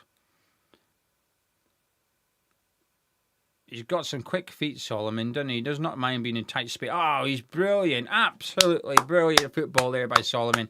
Up against three players, just weaved between a couple of them, then got brought down. Free kick to West Ham on the edge of the box. Brilliant play. Up against Edwards and Kyle Walker, went between them, and then Hannibal went over to help out, and he completely skinned him. quick feet. I like that. Free kick to West Ham on the corner of the box over on our left-hand side. Lewis Orford over it. I quite like free kicks from this position. This is the type of free kick you can really aim for the back post and hope someone gets a nick on it. But if not, it might creep in. Fire it at that back post. You don't need to worry about being precise. Oh, he's been moved away. Bowen's going to take it. And it comes from Bowen. And it's Mavropanos. Ah, it's over the bar. Ah. I could smell the 16-1. It was nowhere near going in. He's leaning back, Mavropanos. It's just a little bit too high for him.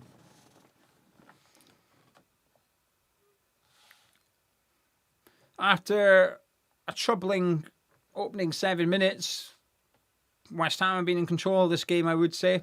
For the last 8-9 minutes, I think we've been the better team. The goal has certainly helped. I think it's even prior to our goal. I think there's some nice passing patterns from us. Similar formations as well. Both teams in a kind of like a 4-4-1-1 out of possession. As Burnley try and force it with Kyle Walker, and it just goes straight out for a goal kick. Horrendous from Kyle Walker.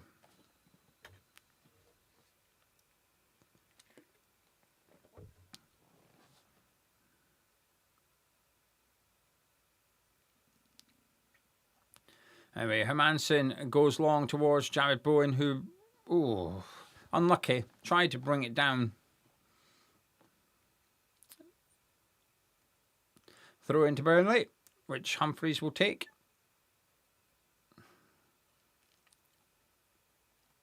She's not got loads of options here, the Burnley left back. As he's taking his time, gives it to Fleming, who just sweeps it over to the other side of the pitch looking for Son. But Scars gets there and releases it straight away for Solomon to get on the end of. And he does, and Hannibal goes in, and the referee deems it to be a well-timed challenge.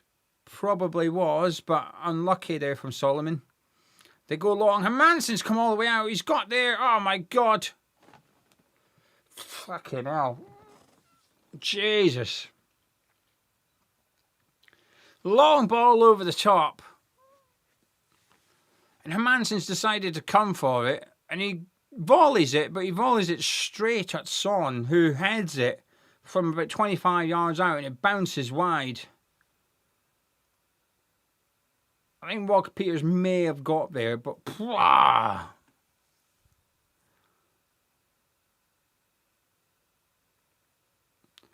bit of a difficult one, because had Hermansen not volleyed it, maybe Larson would have brought that down, but doesn't have to give me a heart attack seeing our keeper that far out of goal. I don't like it. At least if you're going to volley, at least put your laces through it, put it out there, put it off the pitch. David Moyes is in the crowd.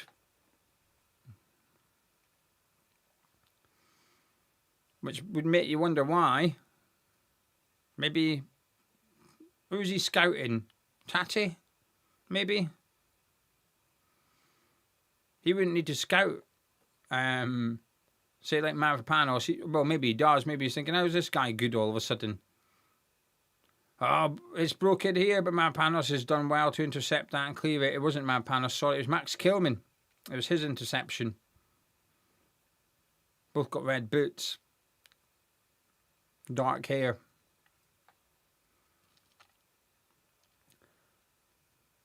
Hey, Mavropanos just on the ball at the minute.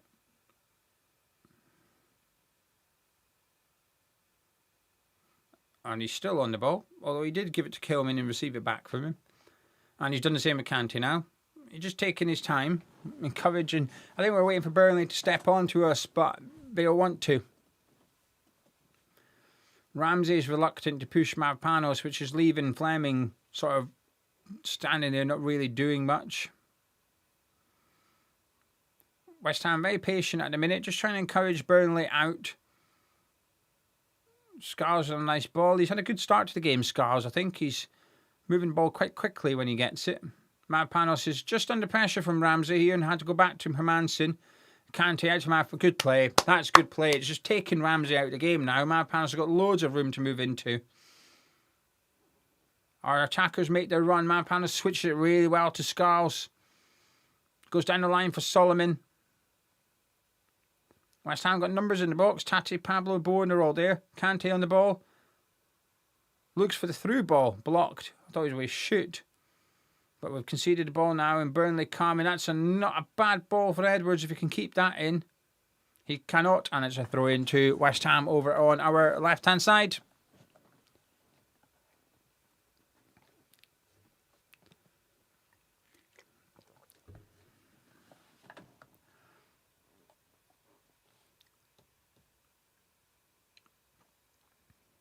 Harry Manpanos on the ball once more. We've really slowed the game down in the last 5 minutes or so. We're 1-0 up. We can. As much as I want to see us go 2-0 up, it's important we don't make any mistakes and we just... Burnley will. As Tati, that's a lovely ball over the top for Pablo, but I don't think he's quite going to get there. Elaine does, but he has to put it out for a throw-in to West Ham down our right-hand side, right in the corner.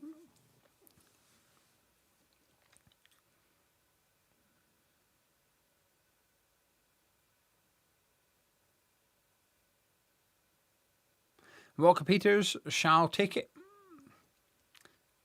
The throw-in. Not loads of options currently. Gives it to Bowen, he gives it back to him. Tati's over there as well. Bowen's boxed the lane in. He's done really well, Bowen, to get it back away from Larson. Still Bowen, and Hannibal goes in strong but wins the ball. And Tati just plays it off and has a shot from a really tight angle, but it's a goal kick. The ball had already gone out. And they've taken it quickly as Kyle Walker comes forward with the ball.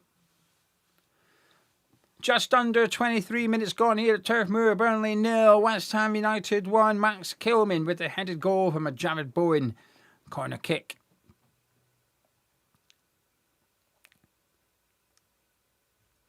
It's been quite comfortable for us since our goal. But Burnley have had a few half chances, that's for sure, as Hannibal commits a foul on Lewis Orford. It's a free kick to West Ham just inside our own half.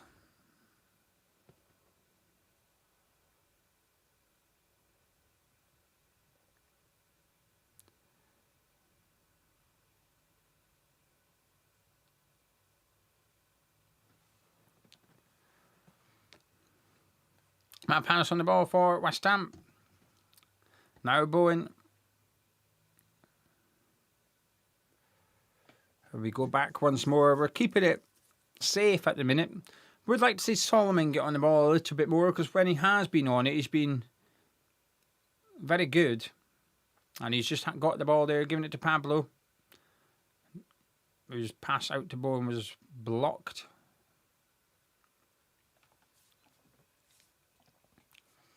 David saying 24 minutes in, no Tati offside, and he is correct.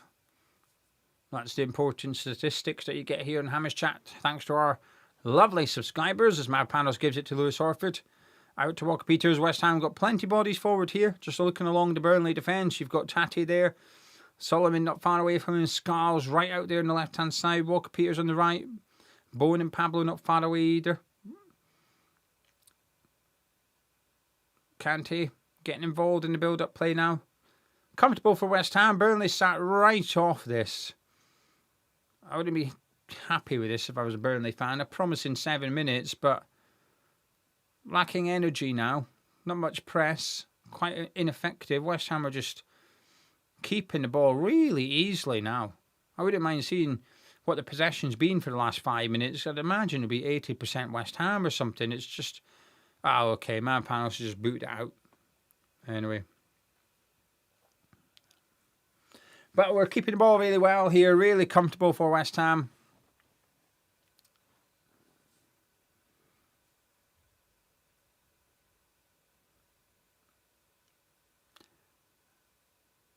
It might fall to Tati. It doesn't quite. As Elaine is on the ball once more for Burnley. Giving it to that new geezer that I don't know his name yet, the number 8. Ragbon? What's his name? Whatever his name is. Rag. Oh, it's not got the full name on there. I'm going to have to look it up. Raguber. I'll have to remember that. Hannibal on the ball at the minute. Pablo puts a tackle in, but it falls to Edwards. And it's Ramsey with his quick feet. Gets a shot away. Timid, easily saved by Mads Hermansen. A shot on target for Burnley, but not one that troubled the goalkeeper.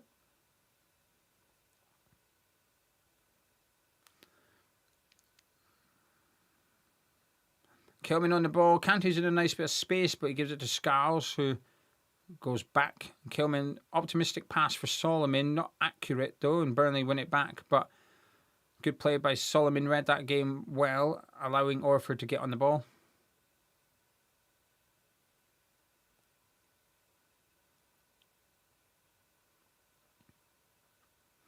And Burnley just sitting off us once again. We're just playing around at the centre-backs and they're just in there 4-4-2 Burnley. And they've got no interest pressing high up the pitch. And a couple of occasions they have, I think we've popped it around them quite easily, to be fair.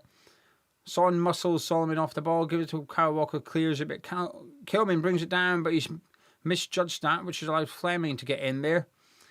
Now, Edwards is on the ball. Orford just tripped him up, and he may get a booking for that one because there was a really good attack on for Burnley there. I think it was quite a good free kick to give away from Lewis Orford, and he may actually escape punishment.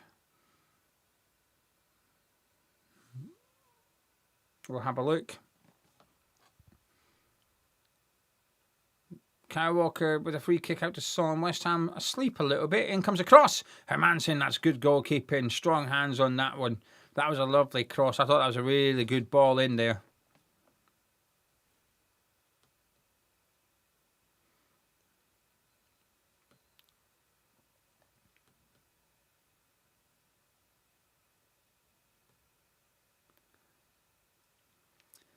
West Ham just keeping the ball in their own third at the minute, just passing it between themselves.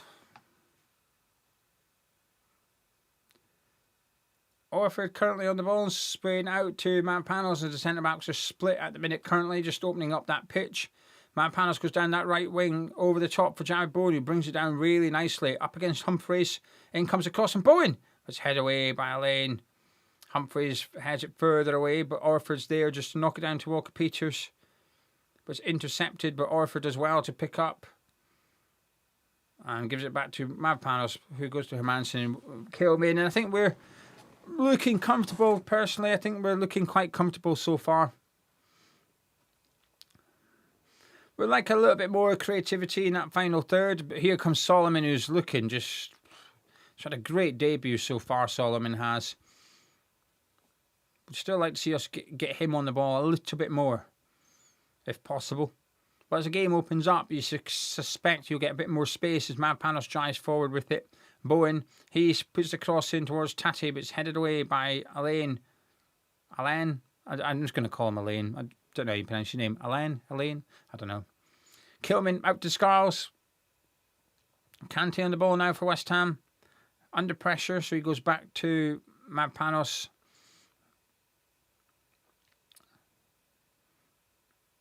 West Ham just knocking it around like it's a pre-season game, to be honest with you. The way we're just passing this around, we're just waiting. Very, very patient, very, very comfortable. It's like the Man City of the Championship at the minute. Kante, that's a lovely ball to Solomon. Solomon, blocked. Oh, that was a good opportunity. Tate's on it, has a shot, and it's wide, and it's a goal kick to Burnley. That was a great ball by Kante into Solomon there. He completely took Burnley out of the game. And he just didn't have the right option, Solomon. Tate went a bit too close for him. I think Tate went to Solomon rather than getting away from him. And I think it sort of blocked off anything that Solomon could do. So he had a shot blocked and Tate had a shot which went wide. But that pass from Kante into Solomon I thought was brilliant. Just Burnley under pressure. Bowen, Tate, Pablo all pressing high. But they've done well to beat our press. But then they've gone backwards with the ball. Instead of Humphreys trying to drive forward into the space, he just went backwards. Suits us.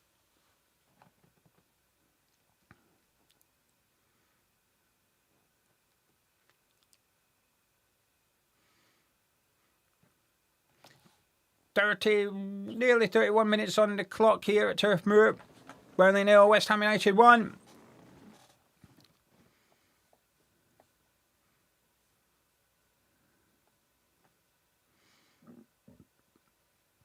Very active Burnley gaffer on the touchline at the minute.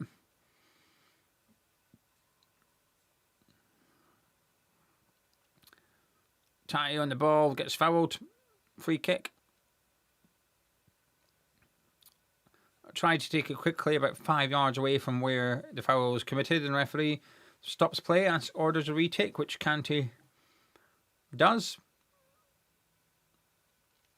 Oh, he's under pressure there, Kante, and he's unable to keep it in, which is possibly a good thing because he gave it to a Burnley player whilst he was on the floor. Just a little bit too slow there, Kante. Solomon's done well just to nick it. He gives it to Kante. Pablo back to Kante. Out to Solomon, who's got a bit of space here. If he wants to have a pop at Son. Into Pablo. Tate's on the move. Pablo's got his head up. Sprays it out to Walker-Peters on the right. Good play there by Pablo. Not much options for Walker-Peters other than Orford, who he uses. And West Ham just go across the back line once more. Max Kilman on the ball. Sweeps it into the forwards. Alain away from 1-2. Kante brings him down and he's going to get a yellow card, and maybe he had to do that really. Good defending by Alain. He sort of beat Pablo to the ball, went past Orford, went past Javid Bowen. And Kante was coming over and just either had to bring him down or let him go, so he's committed the foul, took the yellow card. Not a bad thing to do. Just got to watch himself for the remaining part of the game. But I don't mind that when your sort of defensive midfielder commits a foul and takes a booking. Unselfish. Orford and Bowen had opportunities to tackle him and missed him.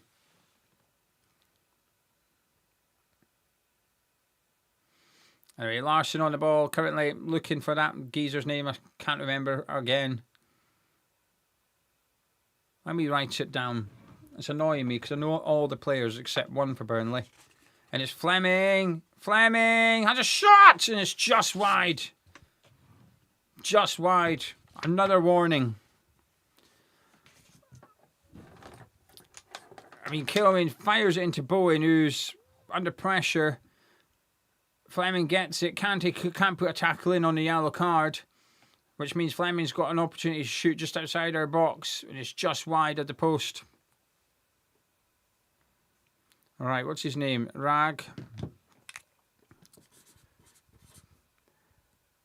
Uber.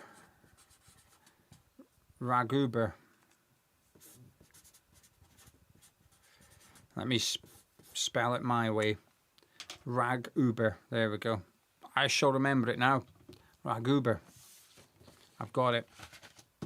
I can glance down and say his name. Sorted.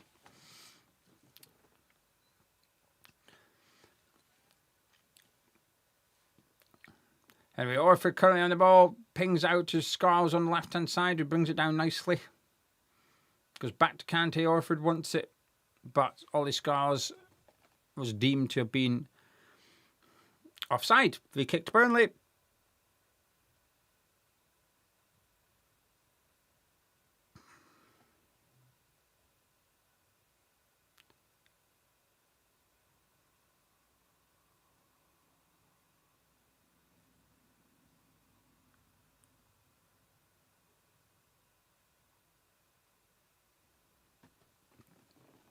Right, we're on the move again. Out to Kyle Walker-Peters on the right. Squares it. And Bowen goes down looking for a penalty. But the referee has no interest in it whatsoever.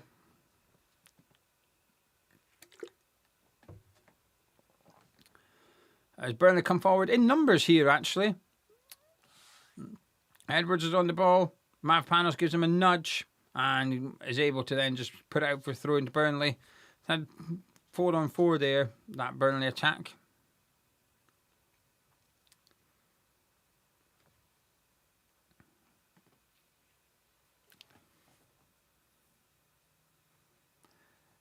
Anyway, Ramsey cutting in.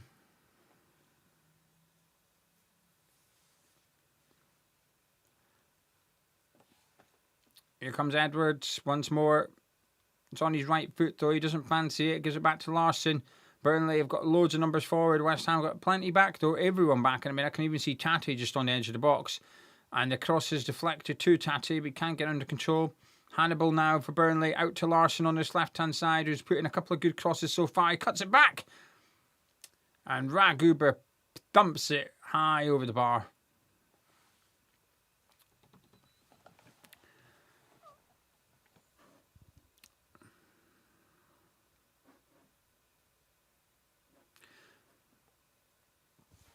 I see there's a lot of arguing in the live chat. Just, it's okay to disagree, right?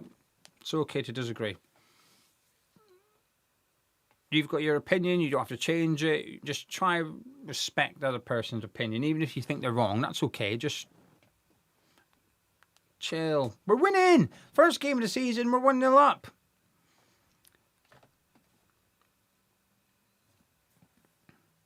Although I did see something that sort of sums up YouTube. Steve said, we've got some people saying Orford looks awful. Some say Orford looks amazing. Make it make sense. This is just YouTube, Steve.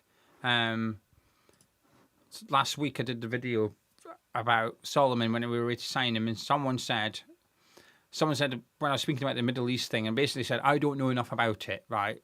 So I don't want to talk about it. I don't like talking about anything I don't know. Like Troy Paddock. Well, actually, I'll get on to him. So I said, I don't know enough about it. And someone commented and said, you clearly know... Oh, hang on a minute. Hannibal racing forward for Burnley. Oh, fuck. Hannibal. Still Hannibal. He twists, he turns, and he runs into trouble. And he should have passed it, this silly bugger. He had about 4 options, and he picked the 5th one, which was the wrong one. That was a huge chance for Burnley there. But West Ham now on the attack. Tati switches it for Bowen. The keeper comes. Oh, he just gets there. And he's chasing it. And he just pumps it out. Take it quick. Come on, Walker Peters, get up. Why do you not go get the ball? I think there was an opportunity for Walker Peters to try and run and get the ball and take that throw in really quickly. The keeper was 50 yards out of his goal. How Hannibal got that wrong. He had about 4 options there, and he just tried to go himself and end up trying to flick it to Fleming. Terrible decision-making from him. Anyway, Steve, hopefully I can very quickly tell you what happens. So I was saying, right, I don't know about what's going on over there, right? So someone said, you clearly don't know what you're speaking about. Shut up. Now, I did think, I'm literally saying that, but regardless, so you don't know what you're talking about, shut up. Then someone said, you're way too intelligent. Speak about it. Couldn't win. The next day I discussed Troy Paddock. And I said, I've only seen him play for Ireland. I don't know enough about him. Not one person said, shut up, or yes, you do. Everyone went, oh, okay. Welcome to the world of YouTube. Anyway, we're trying to string something together in attack here, but it's been cleared by Kyle Walker. Max Kilman gets his head on it. The game is opening up at the minute, and I don't think it's in our favour. I think Burnley are the ones benefiting from the game being open. Currently, as Edwards gets away from all his scars, he's coming forward here. Fleming's there, but he doesn't use him, and it's cut out in the end, and Orford gives it... We just need to be a little bit careful here. Good play by Scarles in the end.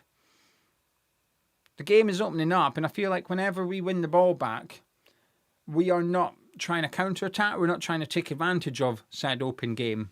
We're trying to slow the game down, which maybe is a good thing when you're 1-0 up, just try and take the sting out of the game. But, like I said, I feel like there's only one team enjoying this game starting to become a little bit end-to-end, and it ain't us. But when the game's open like this, it does make Kante on the yellow card very risky. You've got a central midfielder that can't prevent any attacks down the middle of the pitch. Like at the minute, as Orford gets stuck in because Kante can't and wins a foul.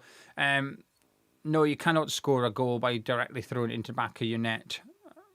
It has to touch someone. Someone's got to touch it. So basically, if your defender takes a throw in and gives you a really terrible throwing back to you, obviously you can't pick it up.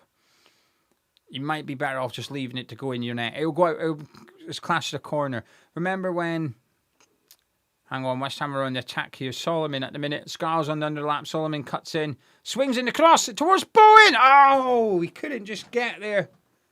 He couldn't quite get there. Great ball from Solomon, though. That was fizzed in with a bit of pace. Bowen and Tatty both attacking the same area there.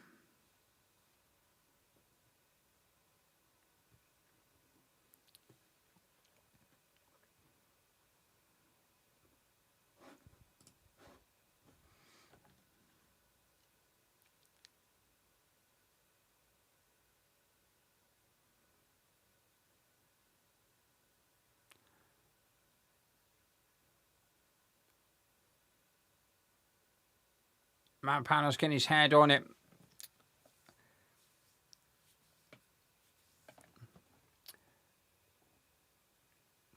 Stats coming up saying since we've scored, we've had 67% possession. Only 3 shots to Burnley's 5. As Ollie Scarles comes forward here, looks for Kante. He's in the box. Crosses it, block. Corner kick to West Ham. Over on our left-hand side. Let's see if we can get Kilman or Mavropanos on the end of this one.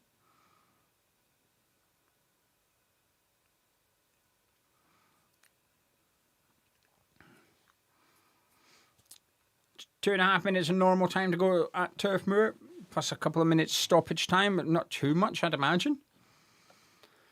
There's been the goal, but I don't recall any other stoppages. There's been no injuries to speak of. Orford, I assume, will take this. And it comes. It's not the best one in the world. A bit too high and loopy. Hannibal gets it in the far corner for Burnley. Scarles tries to box him in. Hannibal clears it. And it's well brought down by Mavropanos on the halfway line. And it goes back to Hermansen. Who goes long. And needlessly, bad kick in there by Hermansen. Orford's done really well to win that one back against Ramsey. Does a 1-2. He finds Solomon. Not the best first touch. He's got under control now. Solomon! And it's high and wide. High and wide. Bad first touch there. Orford does well to win it off Ramsey. Kante just gives it back to Pablo, who gives it to Orford, who finds Solomon.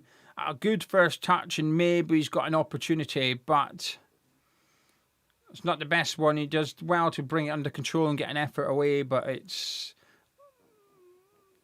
lashed wide, nowhere near the goal. But I think it's been a promising half from our £5 million signing.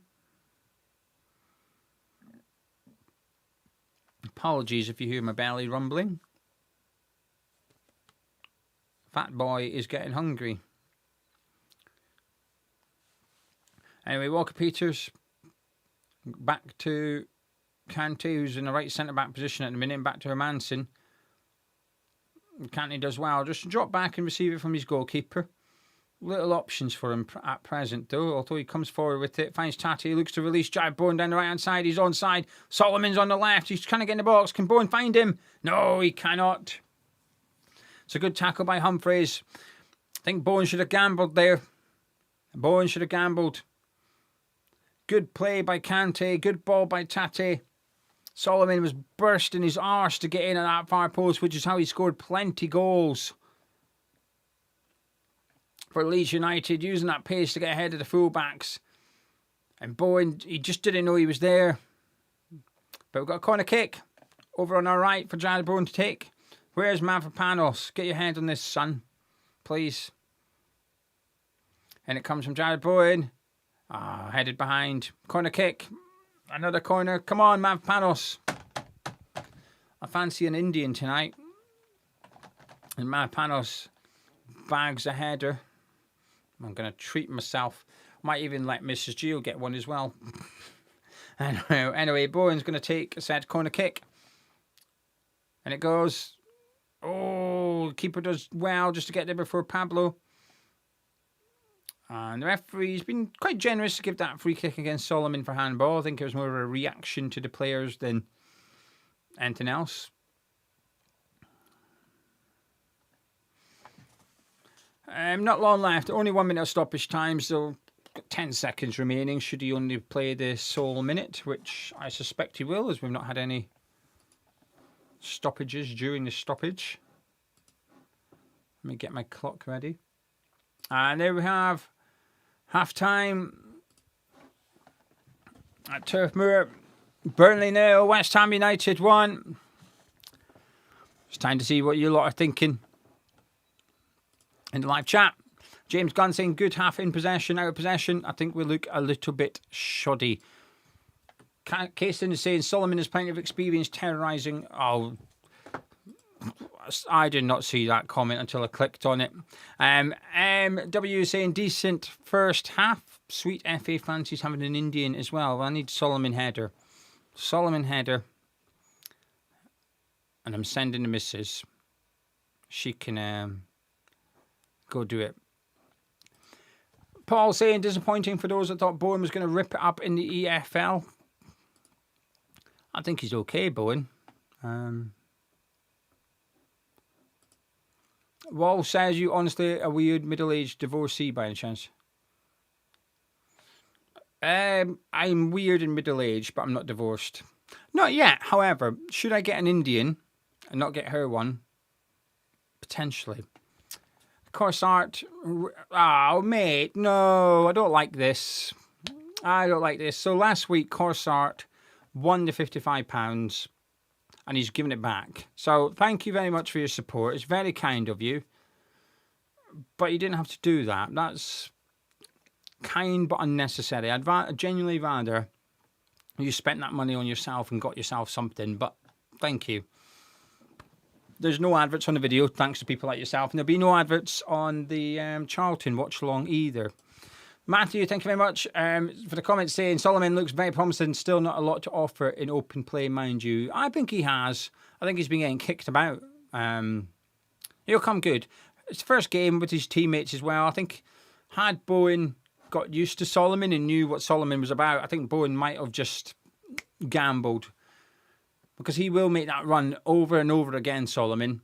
And Bowen's holding on to that ball too long and right at the end there. I don't think it was because of Solomon. I think it's because he was used to not having Solomon. But saying that, Somerville was rapid. But maybe he's just... I think it'll come once he starts gelling with these players. But I've been quite happy with Solomon so far. Daniel saying the centre midfielders are getting run through every time. It is quite an open half when Burnley go forward. So I do think we're going to have to do something in there. Stage is saying Tati's got to go deep to pick the ball up because Canty and Orford are struggling. And in midfield, George is saying we need a second. Burnley will score on the counter at some point. Kenneth is saying Pablo has been good. Once again, Kurt saying Solomon's showing that he's got something about him. It's been a good first half from him. Hammer Times liking Orford says he's been playing really well. And Colin saying controlling the game, but we need a second goal. Big time. Broccoli, do we think Burnley's one of the better teams in the league? I think they will be. My prediction, they finish in the playoffs maybe 6th. That's my pre-season prediction. I don't think they'll go up automatically. Massive Hammer saying really haven't had to get out of second gear just yet. Rory saying of all teams expected to do well this season, we have the toughest opening fixture. This is all good. I personally disagree. On paper, I get what you're saying. But I personally disagree because I think this is a good time to play Burnley for reasons discussed in the preview. I just don't think they're there where they are yet. I think other teams have come up against teams where managers were there last season, so I think they might not be as good as Burnley man for man, but they've got a much more stable team and a manager that was there last season, and I think that brings its advantages early on the season. Over the course of the season, I suspect Burnley will be a more difficult team, but at the minute, I'm not sure I agree with you personally, Rory, in that sense. But I get what you're saying. And individual quality, I agree. But in terms of the circumstances, I disagree. And that's why I thought we'd win today. And it's the right time to play Burnley. Joe saying completely dominant, but we know how this ends. We need a second. And Kilman shaky defensively, as usual. Grouch is saying, I don't understand Nuno playing a 4-4-2 with the kids in the middle. He's asking an awful lot of them. If we switch to 3 in midfield, we'd be fine. And we can do that. Now we're 1-0 up. We can do that at some point. It's just when do you do that switch and try and tight in the middle of the park up, but not lose something in attack. Luke is saying only concerns we look vulnerable in transition, being open in the middle, especially with Kante on a yellow card. I agree with that one. Pompey posted is saying, think we can see the difference between Premier League and Championship. We would have been punished at least 3 times. Very sloppy at times. Bowen seems to have lost some pace. I agree with that, actually. Had we done that in the Premier League, we would have conceded. I do agree with that. Paul saying we go into that as usual. I'm not nervous anymore. 1 additional player has made us look a lot better. 2 more players being added. Tick, tick. Sanser is saying we've looked decent. Kante and Orford don't look out of place at all. Look quite dangerous on the attack. Not bad. I do agree with the nerves. I'm not trusting West Ham at the minute. There's a reluctance to trust West Ham 1-0 up, and I understand. I can subscribe to that. Paddy saying we look open in centre midfield. It looks like both centre midfielders seem to be doing a lot of running, but lacking the positioning and reading of the game. Matthew saying we've been playing well. Orford, Solomon and the attackers are playing well. Kilman has given him moments of panic. Just want to say, massive thank you for joining me. I appreciate your support. If you're new to Hammers Chat, please do subscribe. We'll be doing a watch along every single game throughout this season. And also do drop a like on the video as well by clicking thumbs up. We can get 1,000 likes. That would be fantastic. Both things are free. Helps out the channel. If someone types in West Ham Burnley on YouTube, it'll be the #1 recommended video to you. 2,600 watching is incredible. Thank you so much. JP saying Pablo has been shocking. Roger saying Solomon's doing well, linking up with Scarles. Orford looking good on the ball, but 4-4-2 leaving us wide open. He would take off Pablo and bring on another midfielder. I assume everyone that's saying bring on a midfielder, I assume you all mean Ward-Prowse just due to the lack of options. Let me just remind people what the bench are. Who is on the bench for West Ham this afternoon in no particular order. Well, it is in a particular order. It's in numerical order. Areola, Ward-Prowse, Juve, Veltman, Earthy, Landers, Golombekis, Mayers and Ajala. So not too many midfield options on there, and a lot of youth on there as well. Avid's liking what you're seeing from Solomon. We look suspect at the back, but with a Pablo replacement and Engels plus 1 more should be an improvement. Cesard is saying, putting into £2 super chat to credit the super chat, of course, Art. Thank you. It's very kind of you. Jemski, hope my family's well. I'll be going to Stoke. I'm hoping to go to our home game. I'll be going to the away game. I'm definitely going to the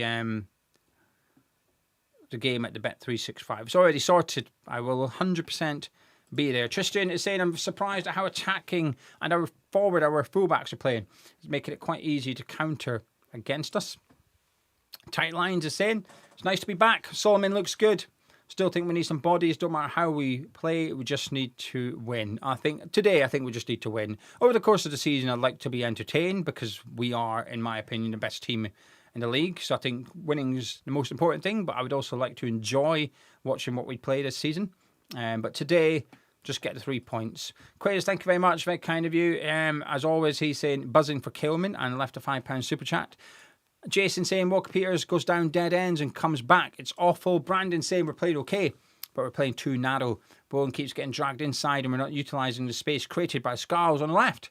Seeing Juve with Solomon would be very interesting. I agree with that, actually.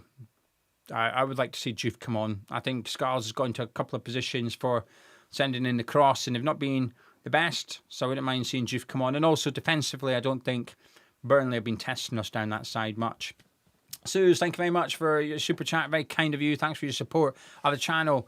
They've said, I assume it's a she said, I need a stronger presence in midfield like Alvarez.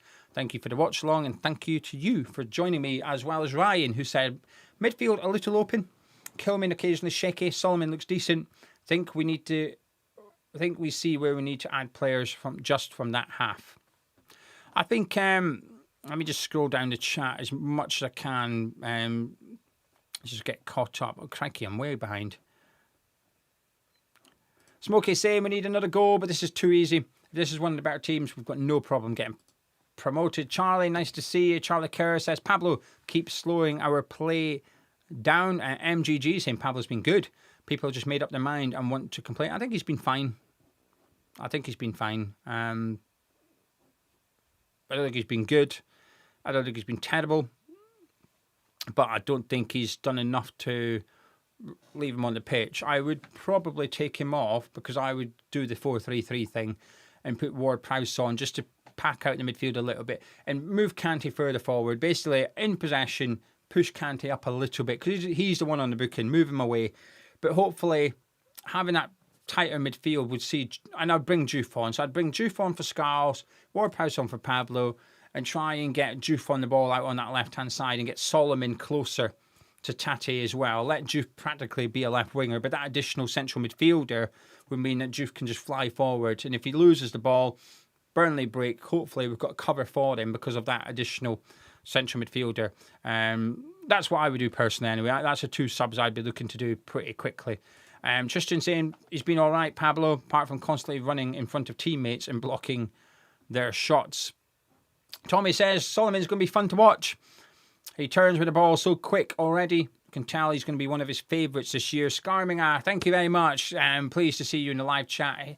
And for the €10 super chat, he's saying season is officially back. N3 saying we control the game, but Burnley cut through us at times. Lucky for us, they lack real quality, and we need to keep an eye on that. I agree with that totally.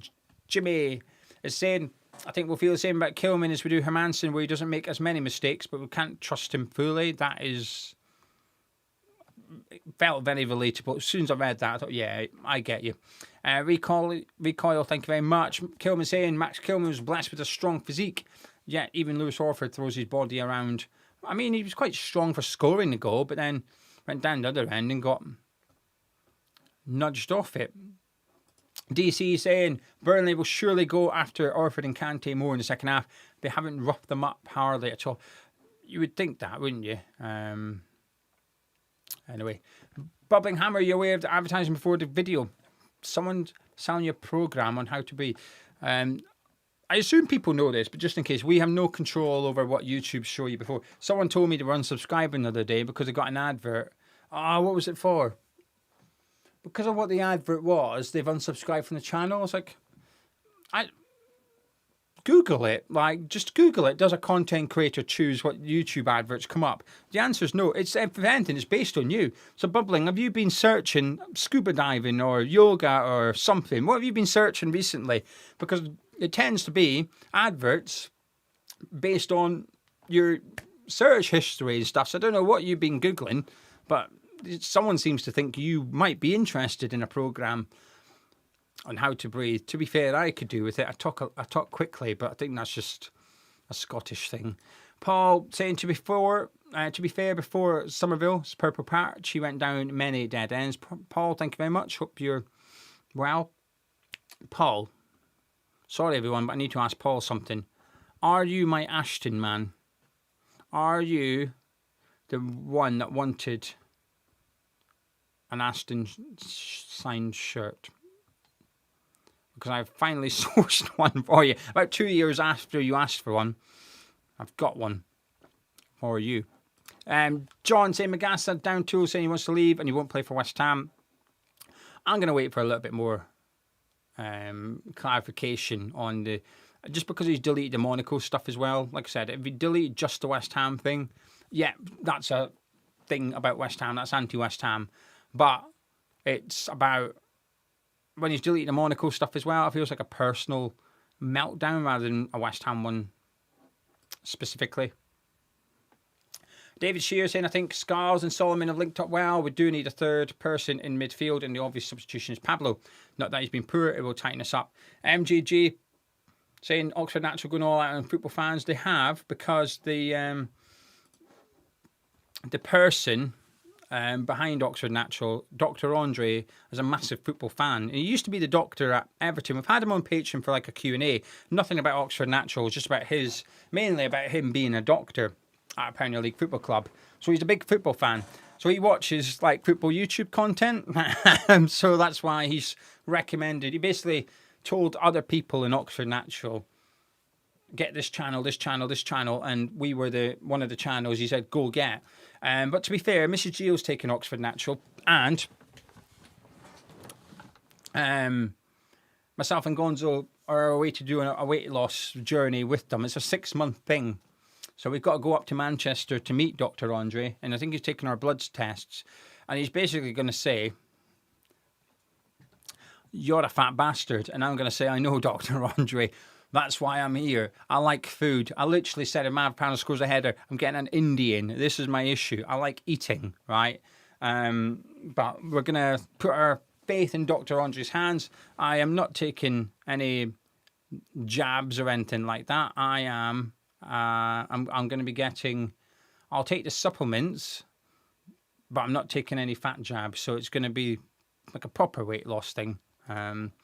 Bubbling saying, "No offense." Oh, no, I didn't take offense, Bubbling. It was not an issue whatsoever. Michael saying, "My mum's neighbour, Joe, messaged me randomly last week saying he's asked you to get him a signed Danny shirt. Are you aware of this?" No. They're going to have to email me.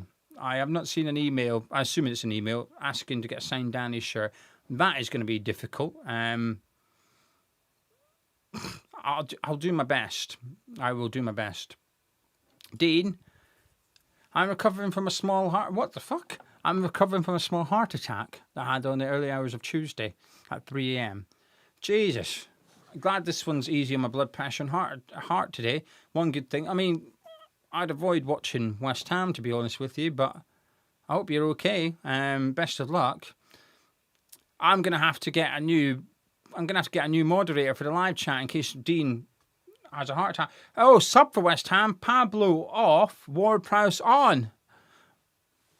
Nuno, are you subscribed? I reckon Nuno's watching. Got Hammer's chat on at half time. I discovered someone that started for West Ham today and is still on the pitch, so it's not Pablo. Someone that started for West Ham today watches Hammer's chat. I discovered this week. So basically, Nikki went out to Germany. Nikki from West Ham Fan TV went out to Germany for the friendly. And let me get the second half kicked off, and I'm going to tell you the story for anyone that's arsed. I'm not going to say who, but there's definitely a first-team player that watches Hammer's chat. I will tell you the story. I know who it is, but Nikki told me. Anyway, second half will get underway. Burnley will take the kick-off, and I will tell you the story that no one's going to care about. And we're underway. I'll tell you what, I'm not to log out and in. I think they've maybe fixed it. The clock thing.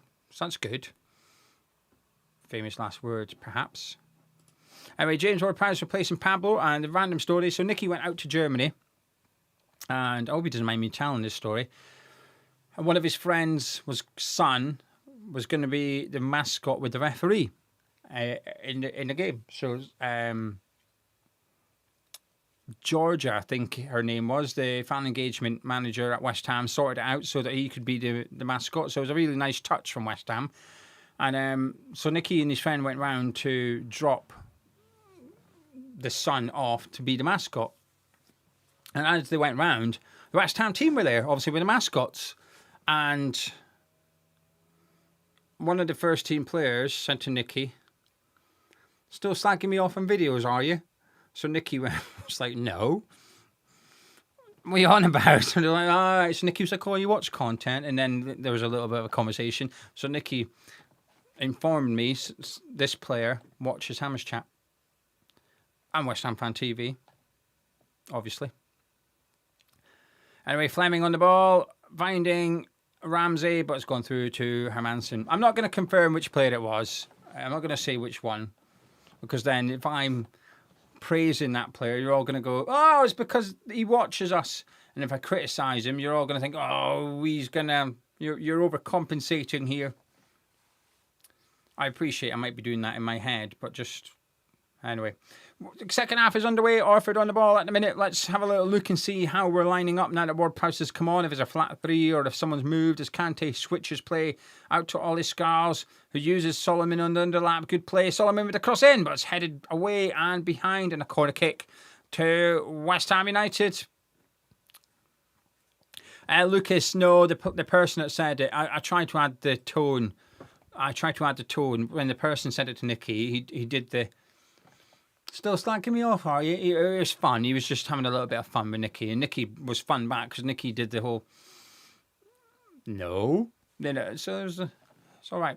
And it's not Ward-Prowse. It was someone that started the game for West Ham today. So that rules out Pablo. Well, it doesn't. It's not Pablo, but it rules out Ward-Prowse and Pablo. Ward-Prowse with a corner kick, and it goes. It's been punched away. I want a Mavropanos headed goal now. Come on.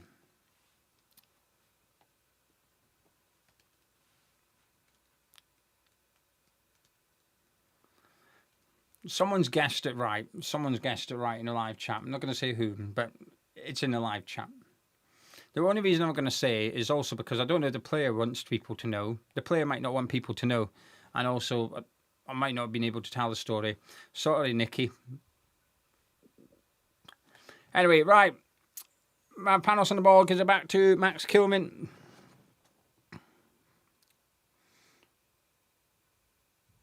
Panos into the feet of Tati.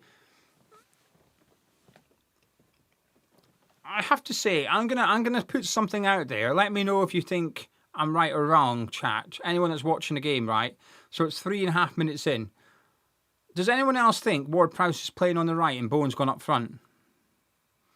Looking at this, I think Jared Bowen's gone up front with Tati, and Ward-Prowse is practically playing right midfield at the minute. Chat, let me know if I'm just going mad or you think I'm correct. Because there will be people listening at the minute that's not watching the game, relying on my commentary.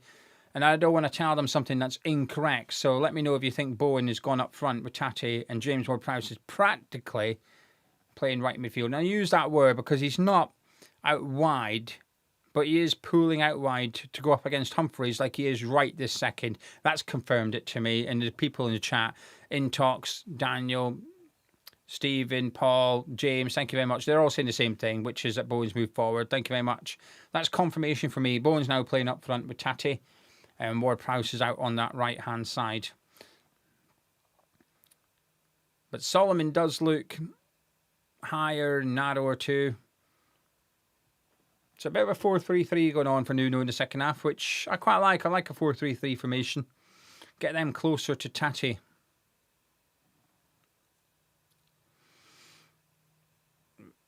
Grouch, I'm trying to stress, when I say Ward-Prowse is on the right, he's not on the right. He's right centre midfield, but I think he's definitely covering that hand side.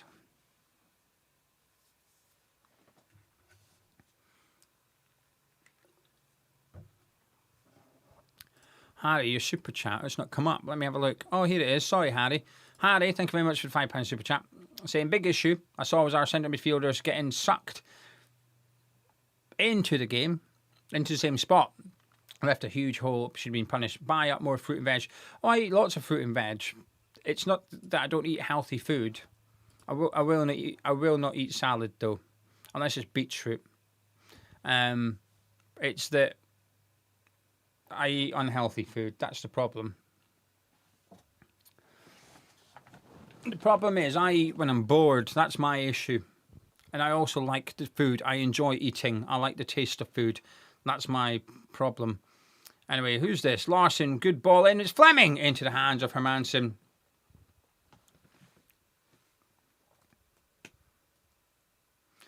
Larson's causing Walker Peters a few bother. I don't know. What do you think, chat? I think Larson's been a bit of a thorn in our side. I think he's been putting in some decent crosses all game, really. Oh, that's good play by Tati and Kante.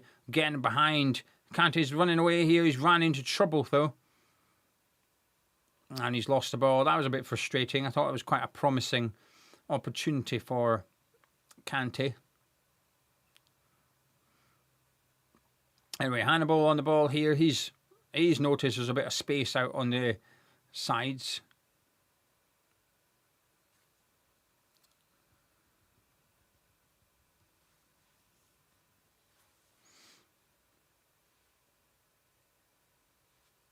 Harry, I can promise you I will not like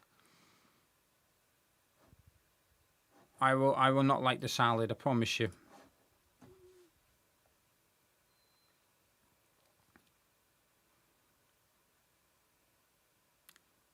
Anyway, Hannibal, Orford putting him under pressure. Kante's intercepted his pass. Solomon's on the ball. Orford on the overlap. He's giving it to Kante, who's under pressure from Fleming, gets fouled. No, he does not, but West Ham have the ball anyway. Bit frustrating he slipped there because there was some bodies over on that right-hand side and he was unable to release him.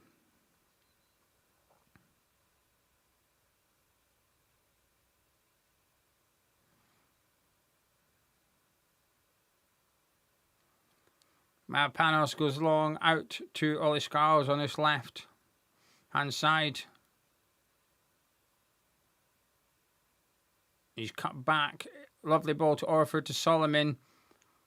We are playing the ball nicely at times today, I think. I do like that.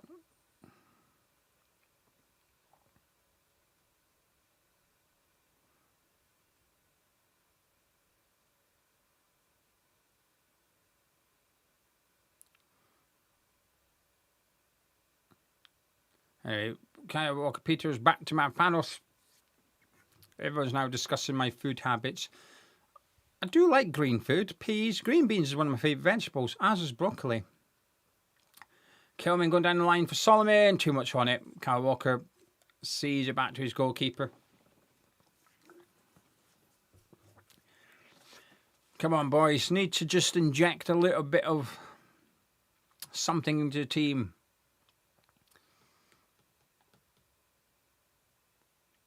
Edwards on the ball at the minute. He's cutting inside. Hannibal now goes for a goal. That was a terrible decision from Hannibal. A really bad effort as well.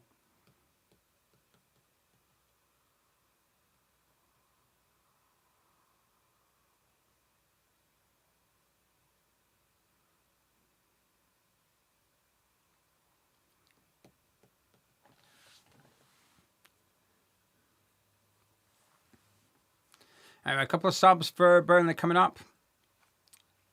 I don't know what we've done here. Between Panos and Hermansen, they've managed to put it out for a throw-in right down on our right-hand side. They're left, right by the corner flag. So, what a goal kick, and we've absolutely wasted it.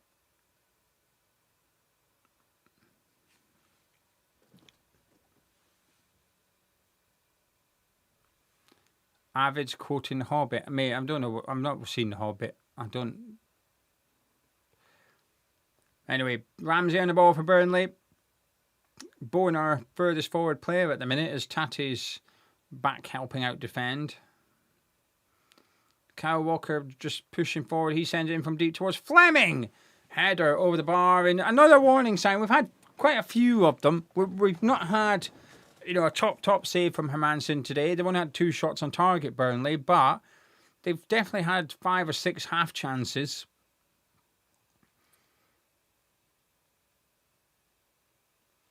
Don't know who's on the bench for Burnley. Let's have a quick read out of. Harry, you're right. Edwards was the next big thing a few years ago when he was at Spurs. They've got Amos on the bench, who's a goalkeeper. They've got Wardle, the centre back. Scarles is just under pressure there. He's done really well to the defender. But Hannibal on the ball once more for Burnley. Son wants it, gets it in comes across, but it's blocked at the front post. We've got Amdouni on the bench, who's like an attacking player. Haunton DJ, don't know who that is. Sambo, don't know. Perez, the left back. Broya, the absolute crap striker. Might come back to haunt me, but my word, Broya's piss. Laurent, the midfielder who can play centre back, and Tressor as well. So a few experienced players on the bench for Burnley, and I think we're going to need to just maybe get a second here because there's been a few opportunities. Raguber's going off. Brilliant. I don't need this anymore. That's that gone. Raguber's away. Where's my bin gone? I don't know, it's been nicked. And Hannibal, I think, is number 28, so he will also depart. And Dooney, I recognise him. He's coming on. Who's this geezer? I don't recognise the first geezer.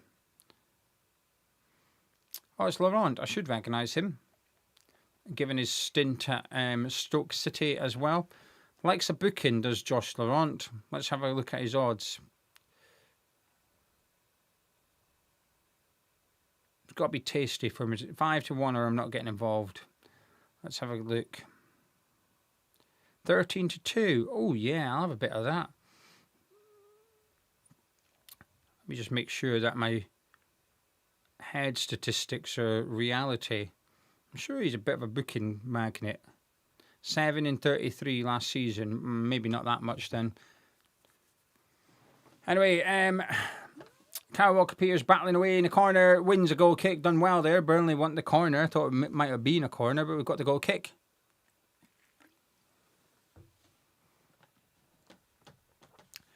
Speedy saying another Broya. Maybe it is a Broya goal coming in, but I will say what I think.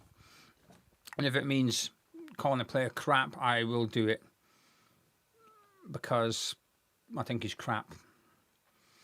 I do not want to live in a world where I'm scared to voice my opinion in case I look a little bit silly. If Broya comes on and scores against us, he's still a crap player. I used to really want him when he was first at Chelsea after his loan spell at Southampton. I really liked him. But he's just constantly injured, isn't he? He's just broken. Panos on the ball. Walker-Peters now. Does a 1-2. Jared Bowen. Ward-Prowse out there. Right wing waiting for it. But he gives it to Bowen. That's a good ball. Bowen just switches play really quickly out to Ollie Scarles on his left. Who's under pressure. And it's a goal kick. I thought Scarles could have tried to do something there. I think he just gave up on that. Maybe I'm being a bit harsh. I thought he could maybe have got something on it. Could he have tried to play it off the Burnley defender or something? I'm not so sure. I'm always wary of reading these things out in case I'm waiting to say something that's going to make me look stupid. But I'm going to do it because he's paid for it, and I'll feel bad if I don't. James says, great to have you in West Ham back. Can I get a shout out for my two boys, Monty and Stan? I feel like I'm missing something here. But if he's genuine, Monty, Stan, good luck supporting West Ham. Be good for your dad. Keep supporting West Ham with your dad. Because the day you stop, your dad will miss it. But there you go. But James, thank you very much. Hopefully, I'm not just falling for a joke. If so. Anyway, Matt Tat is down injured at the minute, and the referee's signalled for treatment as he's holding his head. And that's the type of challenge that will wind him up. Nah, nothing in there. Kyle Walker and Tatty both go up for it. Walker's only got his eyes on the ball. His arm makes contact with Tatty's head, but not a problem. This stoppage in play may benefit us though, because it's been 15 minutes that belongs to Burnley. They will be encouraged by the way the game's going at the minute. They've got a bit of momentum. Bowen's been called over to the touchline by Nuno just for some instructions.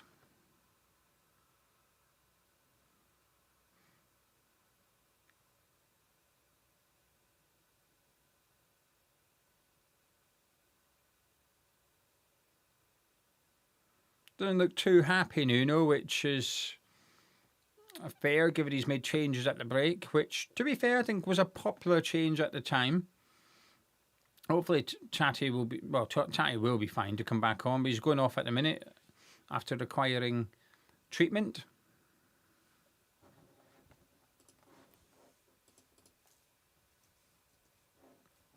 As Burnley resume play after a brief pause for said head injury.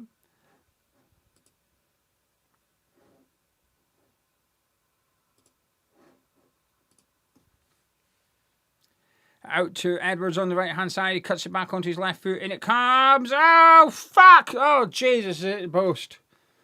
Fleming again. Another header. He's winning everything in the box. Bloody hell.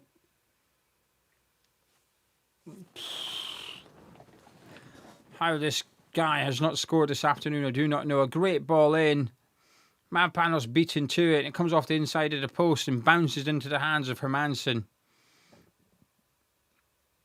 He's very unlucky. Oh. He's going to have to change it, Nuno. There's not loads on the bench at this rate.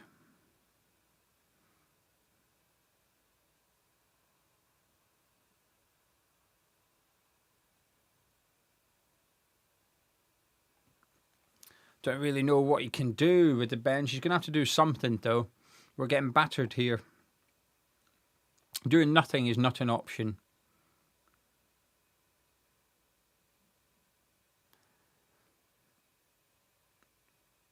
Orford with a header forward. Tati and Bowen trying to bring it down between them. And it falls to Bowen.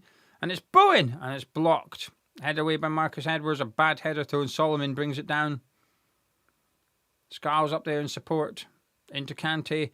Barely seen. I've just realised, oh, it's poor between Kante and Scarles. A bit of misunderstanding. A lot of calls for Juve. I do agree with that. I would have brought him on at half time.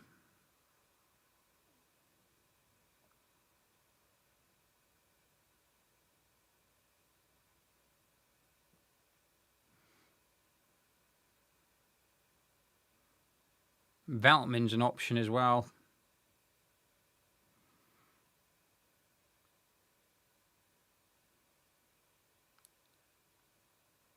Anyway, Edwards cutting inside. Scarles having to chase him quite far into the pitch. And he's sprayed out to the left for Larsson, who's going to run at Walker-Peters once again. Humphreys on the overlap. He uses him. It goes round Walker-Peters, but Walker-Peters recovers well. And it's a corner kick to Burnley. Pressure's getting cranked up.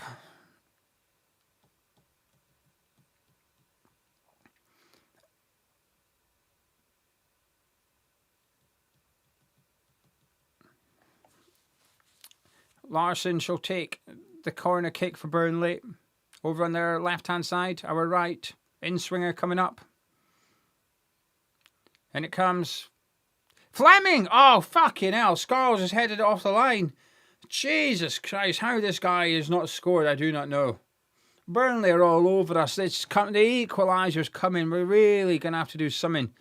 We're just... Tati's gone down, which, again, is not a bad thing to do. But we are getting battered here. Nuno's got to make changes. We're just getting absolutely suffocated here. It's bad connection by Fleming off his shoulder, but it was going in and beating Hermansen. Good defending, all his Scarles. Absolutely superb defending. We're going to need some changes here. He's got Joel Veltman on the bench. He's not a bad player to bring on. He's got Juve on there. Maybe put Bowen back out onto that right-hand side and just go, 4-5-1 rather than whatever we're doing at the minute. Bowen's been very ineffective up top. And I think Humphreys has grown into the game down that left-hand side since Bowen's moved. So they're going to move him back. Tati clatters into Kyle Walker in mid-air. And he's going to get a booking for his challenge. Yeah.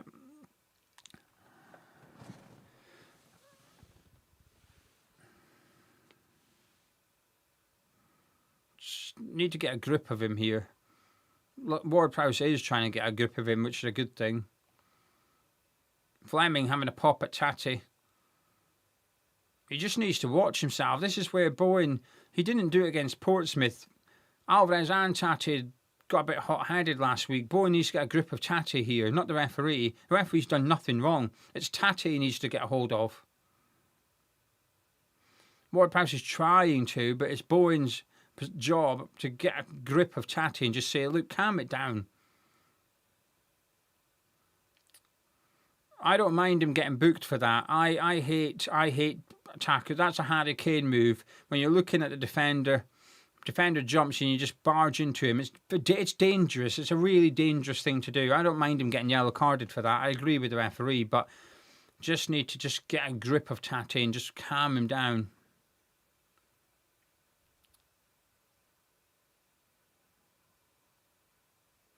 Marapanos had a great header there. There's still a long time to go here. Just under half an hour all in, including stoppage time. It's a very long time to try, and we're not looking comfortable at the minute. Oh my God, Ramsey just wiggled between Tati and Bowen.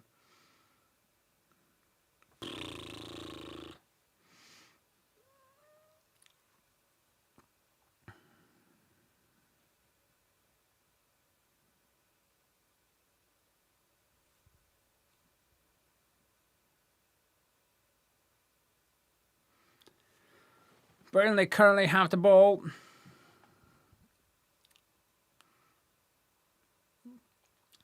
They're moving the ball a lot quicker this half. Burnley. Longer passes as well. I think it's working. It's just pulling us everywhere. Bowen's now out on the right midfield again. So Bowen's gone back in. So it's much more of a 4-5-1 at the minute as Edwards is cutting in once again with another cross headed away by Kilman. Only as far as Kyle Walker looks for a ball. Great defended by Scarles. He's having a good game, Scarles. That's a lovely ball. Josh Laurent crosses it, but it's overhit. Good ball by Ramsey, who's growing in influence. He's dropping back a little bit, Ramsey now, and just getting on the ball. And I think he's becoming influential for Burnley, just passing between the lines. I barely mentioned Kante or Orford in this half. We're not, or Ward-Prowse. We're not getting on the ball whatsoever. Bowen just volleys it to Solomon. Good ball. Walker-Peters is on the run. Solomon thought about it. He's in trouble here, Solomon. He's lost out, and Fleming has a shot from distance, and it's another goal kick. And I don't know why he's not made any changes here. I know our bench isn't full of experience, but we are getting absolutely battered here.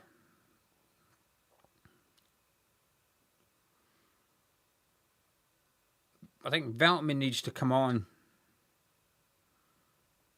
I don't want to see us move to 5 at the back, though. But the bench is sort of weighted towards doing that, and I don't want to do that. Kante, ineffective. Solomon's not really got on the ball much in the second half. And Bowen's not either. No one has, actually. Anyway, Ward-Prowse is a bit more central now. He's just nicked the ball off Amdouni. So he's gone back into the... I say back. He's gone into the middle now with Bowen out on that right. Who's on the ball currently and spraying it out to... All the Scarles on left, who's got a bit of space to move into. Solomon up ahead of him, who receives the ball from Scarles. And he gives it to Ward-Prowse. West Ham just maybe trying to just keep a bit of possession here and just try and take the sting out of this game as there's 20 minutes of normal time to go. As Bowen is clattered into by Humphreys, and it's a free kick to West Ham halfway inside Burnley's half. An opportunity to just slow the game down a little bit. As Orford takes a minute to go and retrieve the ball for the free kick with Ward-Prowse standing over it.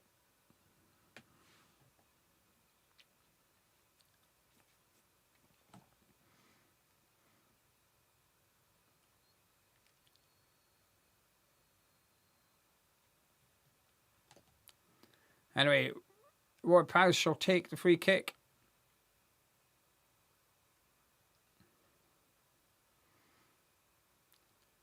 And it goes, and it's Kilman, but he can't quite get on it. And Bowen, oh, it hits Kilman. Fuck. Orford back. Oh, that looked like a nice effort from Jared Bowen, but it's hit Max Kilman, who's on the deck. Kante goes down to the right. Still, Kante's really good run here from Kante. Cuts it back to Solomon. Yes! 2-0 West Ham. An important goal, a debut goal for Manu Solomon, and I have to say, a fantastic assist again from Kante. 2 weeks in a row, Kante with a fantastic assist. Down that right-hand side, on the goal line, just travelling across the goal line, Kante, and cuts it back. And it falls to Solomon, who just smashes it home from 7-8 yards. Great finish. Burnley 0, West Ham 2, and hopefully 3 points in the bag. We needed that. We really, really needed that. We've been under the cosh for the last 30 minutes, really. But Kante does really well. Skins his man beautifully. Goes round him on the goal line. Just comes along the goal line. Gets his head up. Tries to put it in the box. And funny enough, had the keeper not got a hand on it, probably nothing happens. But he does, and it falls right to Solomon, who just smashes it home on his right foot. 2-0 West Ham. Burnley will be wondering how on earth that has happened, because it's been all Burnley in the second half. But the 3 points might just be heading to East London with Manor Solomon with the goal. And that should maybe just give West Ham a bit of momentum in this half. As we come again with Jared Bowen on the right. Kante wants it. Ward-Prowse wants it. Bowen puts the cross in. Blocked. Corner kick. Can we have a header from Mavropanos, please? I still want my Mavropanos header. Boom.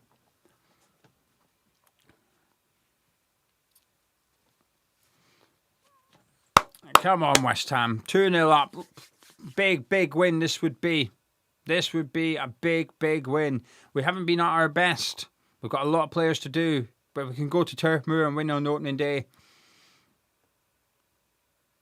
Starts the season off as we want to continue. And it comes from Jared Bowen. And it's Kante trying to get there, but can't quite get there. Amdouni heads it away. Kilman brings it down, but it's been cleared. Walker Peters is the only one on the halfway line, so he shall get this. Takes a minute, lets his defence get back.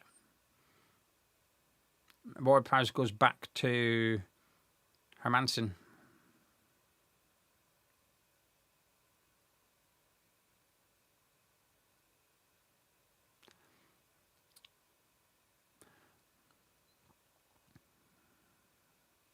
Orford on the ball, into Solomon, out to Ollie Scarles.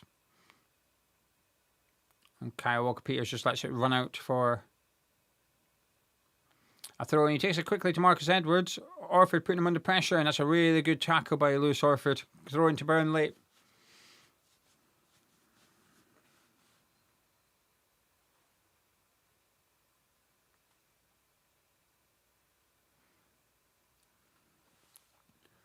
Kyle Walker switches it to Humphreys. In comes the cross.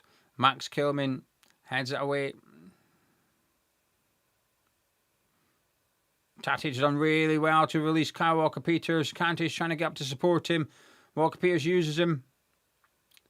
Elaine does good defending there just to take it off Kante. He was looking a little bit fatigued.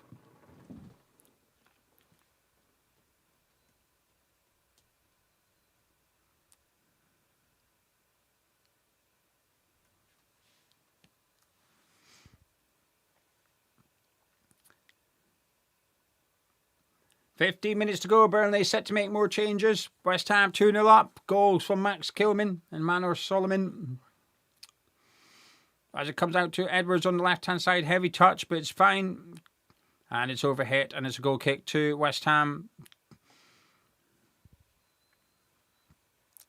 What an important time to make it 2-0 as well.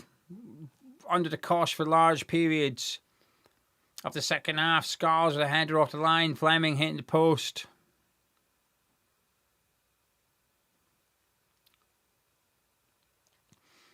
Then we go down the other end. Take a corner. Oh, Bowen had a shot blocked by Max Kilman, didn't he? Then it eventually ended up. Broja's come on now. Let's see if I've jinxed it. He's come on for Ramsey. Perez has come on for Humphreys. So change at left back for Burnley. And Broja's come on for Ramsey. He'll join Fleming up front. So there should be a bit of room for West Ham in the middle of the pitch here, because Fleming and Broja up front. And Amdouni is a very attacking player as well. So Burnley's certainly going for it. And they have to. 2-0 down. They've got to go for it. Larson cuts it back. Blocked by Lewis Orford. Corner kick to West Ham. You'd imagine we're going to defend this. I wouldn't be surprised to see a defender come on for a midfielder at some point. Probably Veltman for Kante. I suspect if I was to predict substitutions, I think we might see Veltman coming on for Kante and Juve coming on for Solomon. That would be my two predictions. And it comes from Larson, headed away by Jared Bowen at the front post, but not out the box. It's bouncing around there. Laurent has a shot deflected, and it's a goal kick, which has annoyed Josh Laurent.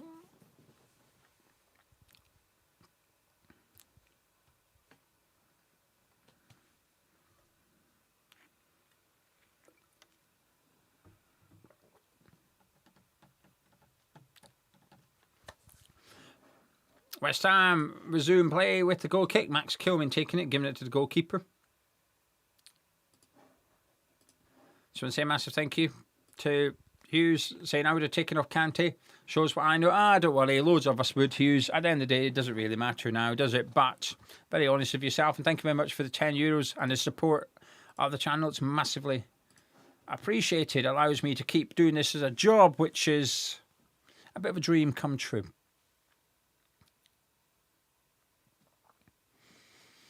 Anyway, just want to take this opportunity to remind people about a couple of things. First of all, we've got the raffle. If you want this match-worn and signed Manuel Lanzini shirt, that's a top prize.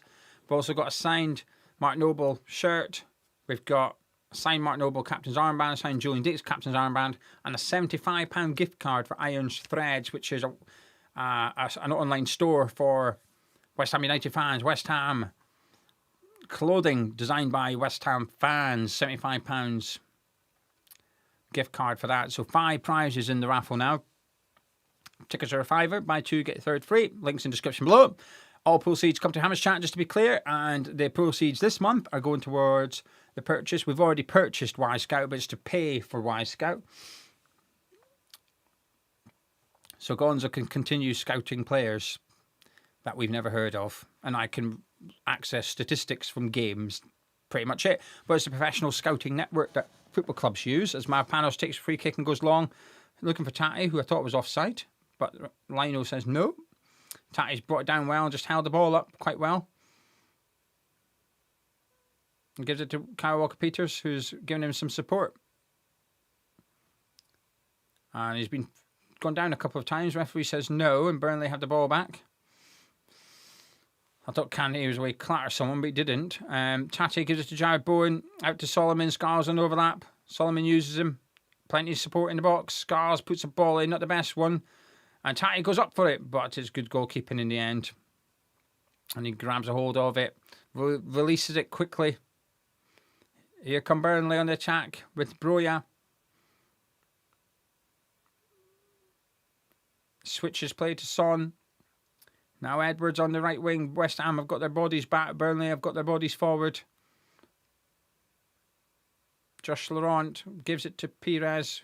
Crosses it. Hermansen comes for it. Shouts for it. Gathers it. Good goalkeeping.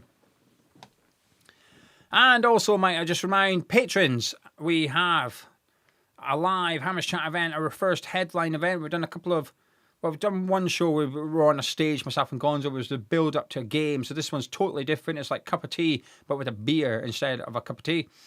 On the 3rd of October, patrons can go and grab tickets now. They're on sale on Patreon. The event is at the Bowling Lounge at the London Stadium, so attendees can go out into the bowl and take some photographs if they wish. And on Wednesday night, they will go on sale for YouTube subscribers that aren't patrons. We've sold 40% of tickets so far. There will be tickets that go on sale to YouTube subscribers on Wednesday night, so you don't have to join Patreon to get one. But patrons do receive a £6 discount on the tickets. And if you became a supporter, it's £3.60. So you'd actually save money. Or if you became a mild addict, it's £7.20 for the month. So you'd get a month's worth of content, plus you'd save £6 on your ticket. It'd be a pleasure to meet some of you on the 3rd of October. If you don't like me, you'll hate it. If you don't like Gonzo, you'll hate it. Don't come. But if you like us both, you'll love it. Chris, thank you very much. He's saying, we are so back. Miss this. And also to Susan saying, great to have the watch-alongs back. All the stress, but great company. I don't think I've been too stressed. I was a little bit in the second half, but not too much. I'm doing a weaving in and out. Kilman goes in. Oh, no. Pen. Yeah, pen. Scars is absolutely flowing in on him. It looked a pen to me. Yeah, I've got no complaints. I'll see the replay, but in real time, it looked like a stonewall pen. Scars isn't happy. Bowen seemed confident he's won the ball. Let's have a look. Nah, that's a pen for me. Fuck's sake. He just didn't need to do it, Scars. Didn't need to do it. I think he's had a good game. Scars, I think he's had a good game. Didn't need to do that at all. Absolutely no need for it. Just stand your man up. Fuck. Penalty kick.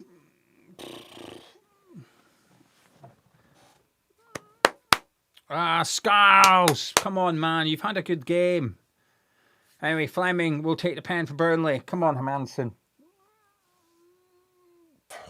I think he's got a good record from the spot, Fleming. He's been very unlucky so far not to score. But, come on, Mads. This will make it a very nervy finish for us if this goes in. Save this and you'd imagine it might just suck any enthusiasm Burnley have got out of them. Anyway, it's Fleming for Burnley. Fleming! Goal. Fleming and Hansen having a fight now.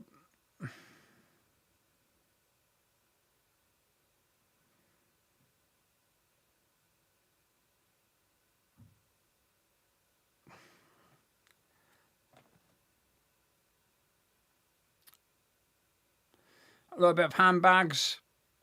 2-1 Burnley. Hermansen booked. I suspect Fleming's a way to get a booking as well, but Hermansen's been yellow carded.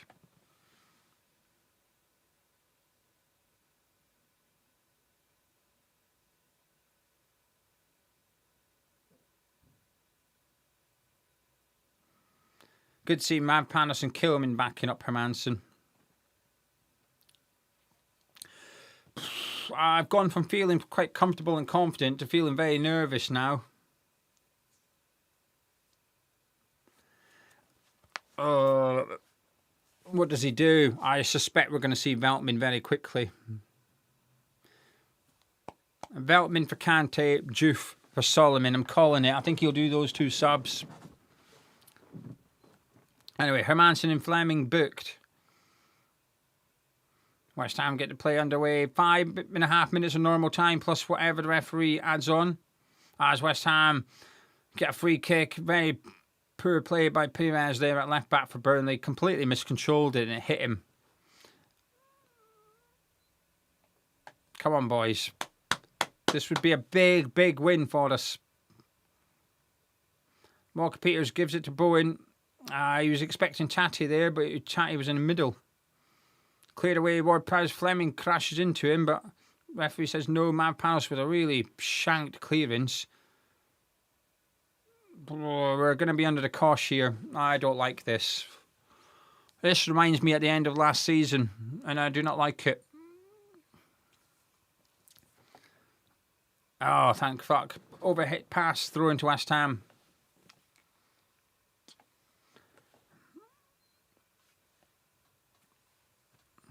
Scarles is taking a minute. Referee just counting down his 5 seconds before Scarles takes a throw. Oh, for fuck's sake, Scarles. Referee's literally telling you how long you've got. He's not taking it in the 5 seconds. Now we've got to throw in for Burnley. Bloody hell.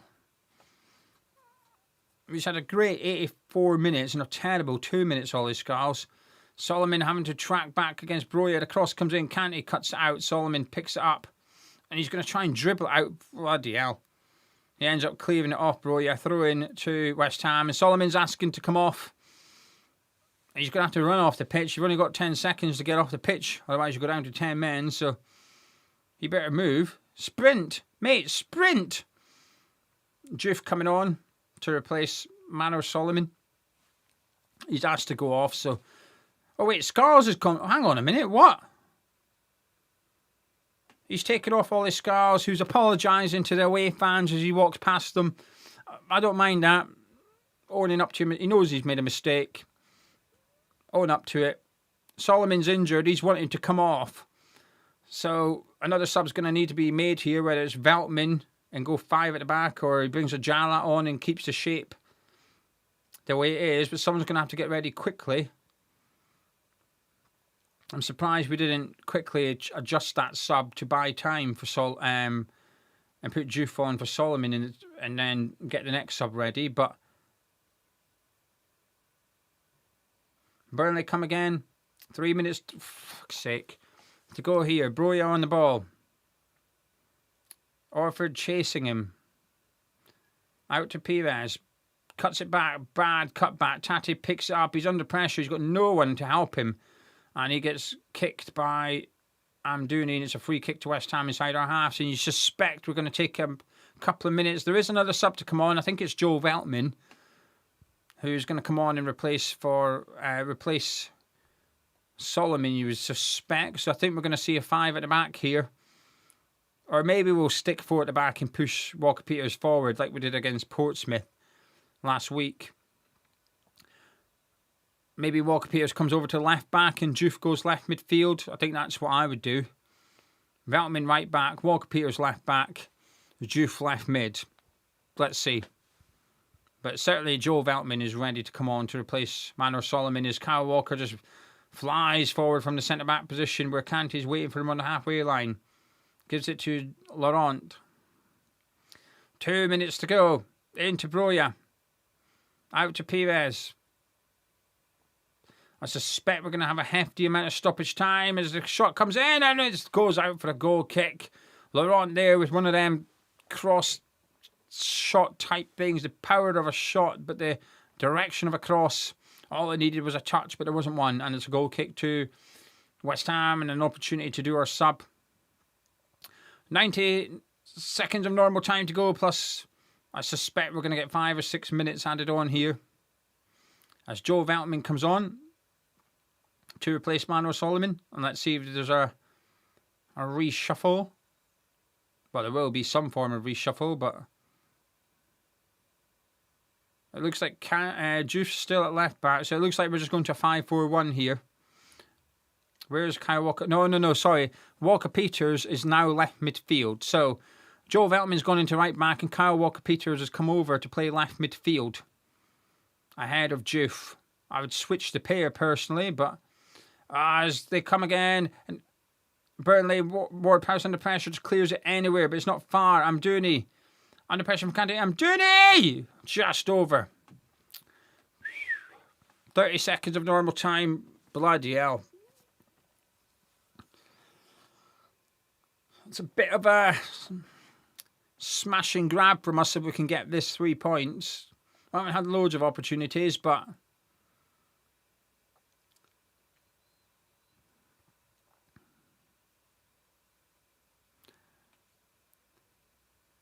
Lou is saying Solomon isn't fit for 90 minutes. Could be true, Lou, but he did have a big pre-season with Spurs, so he's not come in without any game time. He did play, 70 minutes per game roughly for Tottenham during pre-season, but they are, Premier League teams are slightly behind Championship teams with their preparation. 5 minutes of stoppage time added on. We're 15 seconds into that. Kyle Walker on the ball. Edwards wants it and gets it out on this right-hand side. Running at Kyle Walker-Peters. He cuts in on his left. In comes the cross. Someone goes down and it's a corner kick, and you're never going to get a pen for that, I don't think, especially given he's already gave you a penalty. I'm not sure it's going to take a brave referee to give you one. Amdouni was looking for the pen there. But it's a corner kick to Burnley instead. Over on the left-hand side, another in-swinger coming. Nah, never a pen. Not a chance. Corner kick for Burnley. And it comes. Punched away. It's headed back in towards the box. It's bouncing around. It's Fleming! Oh, fuck off! Fuck right off! They deserve it. It's fucking shit. Shit from us. Absolute fucking shite.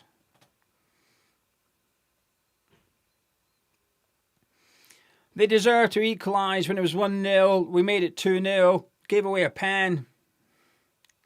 Absolute shite. 2-0 up with, 7 minutes of normal time to go.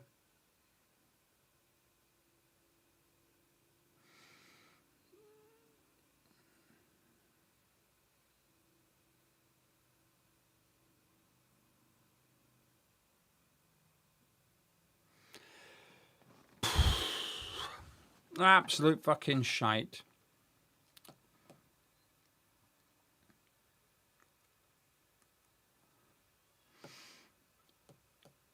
Burnley deserve something from the game, but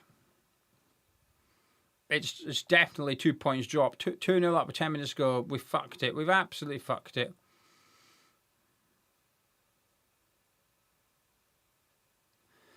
Walker Peters on the ball for West Ham. Kante out to Juve. In comes the cross. It's deep.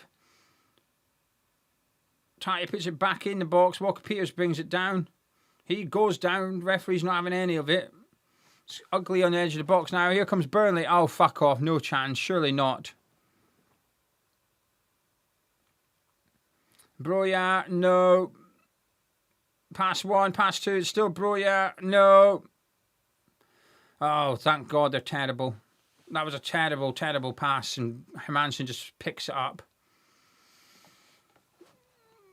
Absolute fucking shit.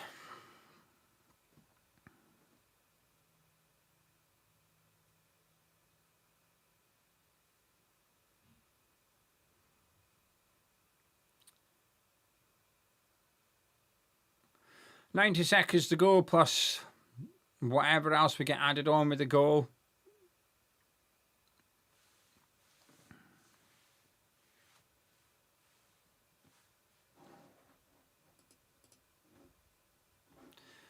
Lynn, thank you. That's very kind of you. Thank you, Lynn.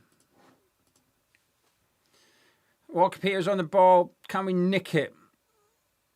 It wouldn't surprise me if someone did, us or Burnley. I'm not ruling out the possibility of Burnley nick it. There's every chance they go on and nick this. As Juve gives the ball away to Fleming. Bring him down!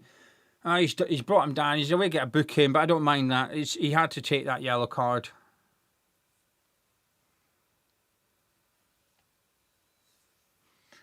Horrendous control from Juve. Let Fleming tackle him, and then he brought him down on the halfway line. He had to do it.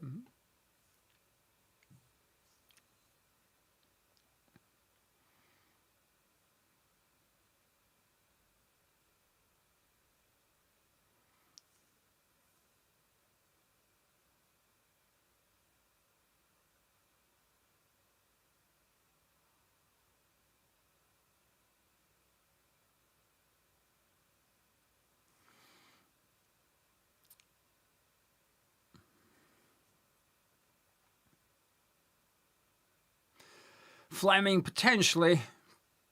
I tell you what, if you're a Premier League man, if Moyes at the game, if he's looking for a striker, I know which striker you're going for out of Tati and Fleming.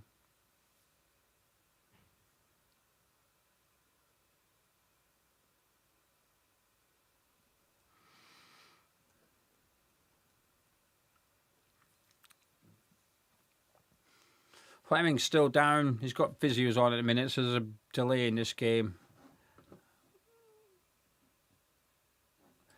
Frankie saying, how many times this useless cunt of a manager going to do this? Quite frequently, I think, Frankie. But thank you, Frankie. This is why I don't think we'll win the league because of Nuno. We won't win the league because of Nuno. I don't think we'll go up automatically because we've got Nuno. I just don't believe it.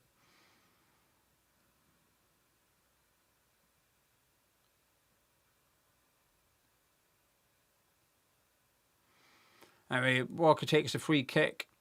Don't know how long we've got. Maybe two more minutes. Maybe the stoppage time. We're a minute over the stoppage time, but there's been stoppages, so I suspect we've got at least another minute to go here. And it's Burnley that are going to try and make it 3. As Broya's on the ball. Laurent.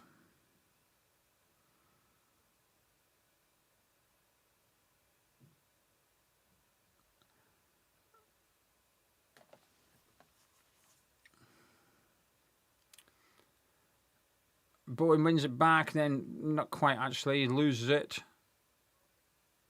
Burnley just playing it around at the minute. And there's a full-time whistle. Full-time. 2-2. Fucking shite. Absolute fucking shite. 2-0 up, 10 minutes to go. Less than 10 minutes to go.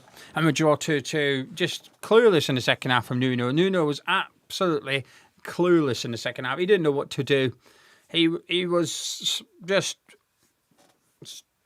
completely overwhelmed by the fact that we were winning, and he just didn't know what to do. And I know the squad ain't the best and we need reinforcements, absolutely, but I don't think we've lost. I say lost, it feels like we've lost, but I don't think that's down to down to that. Scarlett made an error, but Burnley deserved a equaliser. It's not like it was against the runner play or nothing like that. It was fucking dog shit from West Ham in the second half. We scored completely against the run of the play to make it 2-0. Not good enough. Not good enough from us at all. It's only the first game of the season. I'm already pissed off. But anyway, thank you very much for joining me. Drop a like on the video. Sky Hams chat. I'm going to be live in a couple of minutes. If you don't mind sticking around for my review, it'd be much appreciated. But I'm really not happy with what I've just seen there in the second half. I'll catch you in a minute.